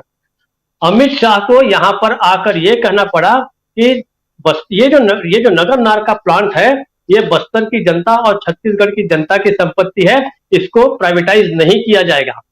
ये बहुत बड़ा डेविएशन है अपनी पॉलिसी, उनकी पॉलिसी। मतलब उन्हें भी अब ये पता चल गया है कि लोग हमारे बारे में ये जानते हैं कि तमाम उपक्रमों को, शासकीय उपक्रमों को हम प्राइवेटाइज कर देते हैं, निजीकरण कर देते हैं। ये जो 3-3 दिवाली का जो आश्वासन दे रहे हैं वो इसीलिए उनको देना पड़ रहा है। अब ठीक है, कब दिवाली मनाई जाएगी, कब होली मनाई जाएगी, ये तो बात की बात है, लेकिन होता तो है। बच्चन साहब तो कह के गए हैं कि मधुशाला में आप जाइए तो दिन को होली और रात दिवाली रोज मनाती मधुशाला। तो आप मनाइए, जितनी दिवालियां मनानी है, जितनी होली मनानी है, ये आपका मतलब मैं ये तो नहीं कहूंगा कि नशा है, लेकिन अच्छी बात है। ये कॉन्फिडेंस, आप राहुल गांधी के कॉन्फिडेंस की बात कर रहे हैं, आपको उनके कॉन्फिडेंस की भी बात करनी चाहिए कि जो भारतीय पंचांग को जो है दरकिनार करके 3-3 दिवालियों की बात कर रहे हैं और अपने राजनीतिक मुद्दों को भी वो धार्मिक पर्व के साथ जोड़ रहे हैं। तो अब इस लिहाज से पता चल रहा है कि फ्रस्ट्रेशन का लेवल कितना है और इधर कांग्रेस का जो है वो कॉन्फिडेंस का लेवल कितना है, और यही सारा कुछ फर्क पैदा करेगा इन 5 राज्यों में। इसके साथ ही साथ 2024 की भी पृष्ठभूमि जो है वो तैयार हो जाएगी। और जब 2024 का बैकग्राउंड जब तैयार होगा, पार्श्वभूमि इस 5 राज्यों के चुनाव के बाद तैयार होगी, तो वो केवल भारतीय जनता पार्टी की नहीं रहेगी, वो मोदी जी की भी का भी बैकग्राउंड जो है उसके साथ ही तैयार हो जाएगा। और उसी एक पराजित चेहरे के साथ मोदी जी को 2024 का चुनाव लड़ना ही पड़ेगा। कोई नया चेहरा इस जिम्मेदारी को निभाएगा ही नहीं, तैयार ही नहीं होगा। राजीव जी। बिल्कुल बिल्कुल, मोदी जी के चेहरे पे अगर इन 5 राज्यों में से 4 राज्य, 3 राज्य मान लेते हैं, अगर बीजेपी हार जाती है, एक राज्य में भी जीत जाती है लेकिन बाकी राज्यों में हार जाती है बीजेपी। हालांकि राहुल गांधी और कांग्रेस के जो दावे हैं, जो आ रहे हैं सर्वे के रिजल्ट, ओपिनियन पोल्स ये बता रहे हैं कि 5 राज्यों में बीजेपी के लिए बहुत मुश्किल है। और ऐसा अगर होता है तो क्या, किस दम पर प्रधानमंत्री नरेंद्र मोदी 2024 के चुनाव में उतरेंगे? क्योंकि 2023 का चुनाव अब पैक हो चुका है। अब देखिए, आज तारीख 19 है, 7 तारीख यानी 7 नवंबर को पहला चुनाव, उसके बाद 17 नवंबर को दूसरा चुनाव, 25 नवंबर को तीसरा चुनाव और 30 नवंबर को फाइनल। और वहीं पर फाइनल जहां आज राहुल गांधी हैं यानी तेलंगाना, और 3 दिसंबर को रिजल्ट। तो जब 3 दिसंबर को रिजल्ट आएगा, उसमें बीजेपी के लिए एक भी राज्य सामने नहीं होगा। तो फिर आगे 2024 का चुनाव क्या, राम मंदिर 22 जनवरी को जो उद्घाटन करने जा रहे हैं मोदी जी, उसके नाम पे जाएंगे, लड़ेंगे? उसके नाम पर भी क्या वोट देंगे? देश की जनता वोट देगी? अभी सिंह साहब कह रहे थे कि वो भी मुद्दा जो है पुराना हो चुका। सिंह साहब, आपके पास ही आना चाहता हूं कि क्या यहां से इन 5 राज्यों के चुनाव से, जिसको सेमीफाइनल कहा जा रहा है, यहां से इस चुनाव के बाद से आप किस दिशा में जाते हुए बीजेपी को देख रहे हैं? ये चिट्ठी लिख करके क्या मोदी जी ने, जो मध्य प्रदेश की चिट्ठी के बारे में बता रहे थे अभी डॉक्टर प्रकाश हिंदुस्तानी जी, उस चिट्ठी के बाद क्या मोदी जी खुद को, उन्होंने मन की बात करते करते बहुत बड़ी गलती कर दी है कि यहां से उन्होंने सारी जिम्मेदारी अपने ऊपर ले ली है? क्या मोदी जी लगातार गलती पे गलतियां करते जा रहे हैं? जो जाकर के तेलंगाना में भाषण देके आए थे कि बीआरएस के नेता और वहां के सीएम केसीआर मेरे पास आए थे कि एनडीए का मैं सदस्य बनना चाहता हूं, तो ये जो गलतियां हो रही हैं, या ये गलती हम लोग देख रहे हैं मोदी जी कुछ वहां पे छक्के मार रहे हों? तो आपका नजरिया जरा। जी राजीव जी, जब आप बेहद रोशनी में रहते हैं और चारों तरफ की रोशनी आप पर केंद्रित होती है, तो रोशनी के पार जो अंधकार होता है वो आप नहीं देख पाते हैं, और इस प्रकार के जो प्रभाव मंडल आपको कंफ्यूज कर देता है। 2014 में जब बीजेपी सत्ता में आई या मोदी जी सत्ता में आए, उस समय जो मुद्दे उठे थे वो मुद्दे भ्रष्टाचार से संबंधित थे। 2014 के बाद लोगों को उम्मीद थी कि इन भ्रष्टाचारियों पर कुछ कार्रवाई होगी, जो उन्होंने मुद्दे उठाए थे उस पर कोई कार्रवाई होगी, लेकिन कुछ नहीं हुआ, बल्कि नोटबंदी करके भ्रष्टाचार को एक और रास्ता दिया गया, इलेक्टोरल बॉन्ड्स को लाकर एक और रास्ता दिया गया। कोरोना काल में जो हुआ वो आप देख ही रहे हैं। अडानी के तमाम घोटाले 2016 से ही खुलते रहे, ऐसा नहीं है कि आज खुल रहे हैं। 2016 से ही देश के ही बड़े पत्रकारों ने लिखना शुरू किया, जो आर्थिक पत्रकार हैं, उन्हें इनका खमियाजा भी भुगतना पड़ा, वो अलग बात है। फिर विदेशी मीडिया में आया, आखिर जिस मेन मुद्दे के आधार पर ये सरकार आई वो मुद्दा वो भूल गए। 2019 के चुनाव में प्रशांत जी ने बहुत सही कहा कि केवल पुलवामा था और एक फर्जी राष्ट्रवाद था। फर्जी राष्ट्रवाद न कह के इसे उन्मादित राष्ट्रवाद कहिए, जिंगोइज्म कहिए, वो था। लेकिन आज ये स्थिति नहीं है। आज इनके पास 10 साल में बताने के लिए कुछ भी नहीं है सॉरी, सिवाय इसके कि तीसरी दिवाली ये राम मंदिर की मनाएंगे। राम मुसीबत में भी याद आते हैं, लेकिन राम का इन्होंने दुरुपयोग किया है। राम को उन्होंने मुसीबत में नहीं याद किया, राम का सरासर दुरुपयोग किया है। और एक स्थिति ऐसी आई है कि अब ये मुद्दा लोगों के गले नहीं उतर रहा है। तो जिस तरह की चिट्ठी लिख कर जनता के बीच जा रहे हैं, उसमें इन्होंने ये तो नहीं गिनाया कि क्या क्या काम हमने किया है, ये तो नहीं गिनाया कि भ्रष्टाचार के खिलाफ क्या कार्रवाई हुई है। और पूरा देश देख रहा है, संसद की कार्रवाई लोग देख रहे हैं कि जिन जिन सांसदों ने अडानी घोटाले के बारे में या भ्रष्टाचार के बड़े मुद्दों पर या मोदी जी के अडानी रिश्तों पर सवाल उठाया है, उनका क्या हश्र हुआ है। राहुल गांधी का हश्र सबको पता है। आपके सांसद संजय सिंह जेल में है, ये भी पता है। महुआ मोइत्रा के खिलाफ कल क्या कार्रवाई होनी, ये भी पता है। तो ऐसी स्थिति में नरेंद्र मोदी जी के पास ऐसा कुछ भी नहीं है जो लोगों को अब ये कन्विंस कर सके। तो मुद्दे का अभाव भी है। और दूसरी बात, राहुल गांधी की लगातार बढ़ती लोकप्रियता, भारत जोड़ो यात्रा के बाद जो टर्निंग पॉइंट राहुल गांधी के व्यक्तित्व में आया है और उसमें जो उनकी वैश्विक प्रतिष्ठा बढ़ी है, लोगों में जनता के बीच एक विश्वास बढ़ा है और जनता से जिस तरह से वो कनेक्ट कर रहे हैं, इससे लोग उनके प्रति जिस तरीके से घूम रहे हैं, आकर्षित हुए हैं, जिस तरीके से उनकी हर मीटिंग में तेलंगाना जैसी भीड़ दिख रही है और लोग देख रहे हैं, हम ही आप नहीं देख रहे हैं, वह सारे लोग भी देख रहे हैं जो भारतीय जनता पार्टी के लोग हैं। ऐसी स्थिति में अब वो भारतीय जनता पार्टी करे भी तो क्या करे। तो मुझे नहीं लगता कि आगे आने वाले समय में भारतीय जनता पार्टी से बेहतर होगा। एक बात और कह के मैं इस बात को यही खत्म करूंगा कि कांग्रेस का नुकसान ये करना चाहते थे, कांग्रेस मुक्त भारत बनाना चाहते थे। स्थिति ऐसी आ गई है कि यदि 2024 का चुनाव यदि मोदी जी हार जाते हैं तो फिर मैं समझता हूं कि भारतीय जनता पार्टी के अंदर जो स्थिति होगी वो सब सामने आएगी। मुझे लगता है कि लंबे समय तक ये लोग हाशिए पर चले जाएंगे, क्योंकि इस पिछले 10 सालों में मोदी जी ने भारतीय जनता पार्टी के किसी भी नेता को, चाहे वो स्थापित नेता हो, चाहे वो नया नेता हो, चाहे आइडियोलॉजिकली बीजेपी का हो, आरएसएस का हो, उसको उभरने नहीं दिया। उसके पर कतरे हैं और यही वजह है कि हर जगह इनको अपनी चिट्ठी भेजनी पड़ रही है, अपना चेहरा सामने लाना पड़ रहा है। जी, अपना चेहरा सामने। और कांग्रेस मुक्त भारत कहते कहते क्या खुद मुक्त होने की कगार पे आ गए हैं? अमलेंदु जी, क्लोजिंग कमेंट।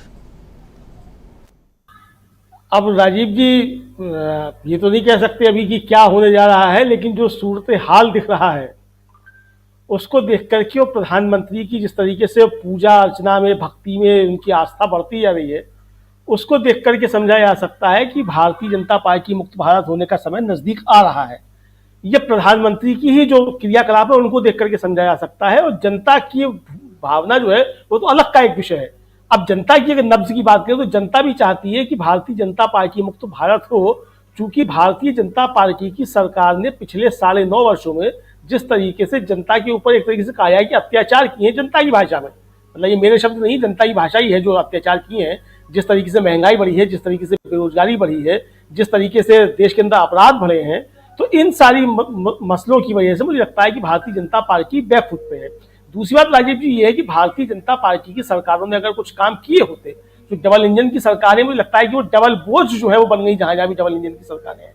तो जहां जहां डबल इंजन की सरकारें वहां एंटी इनकम्बेंसी भी डबल है, तो इसलिए भारतीय जनता पार्टी के लिए जो है वो मुसीबतें ज्यादा बढ़ रही हैं और उसके जाने के दिन जो है वो नजदीक आ रहे हैं, ऐसा समझा जा सकता है।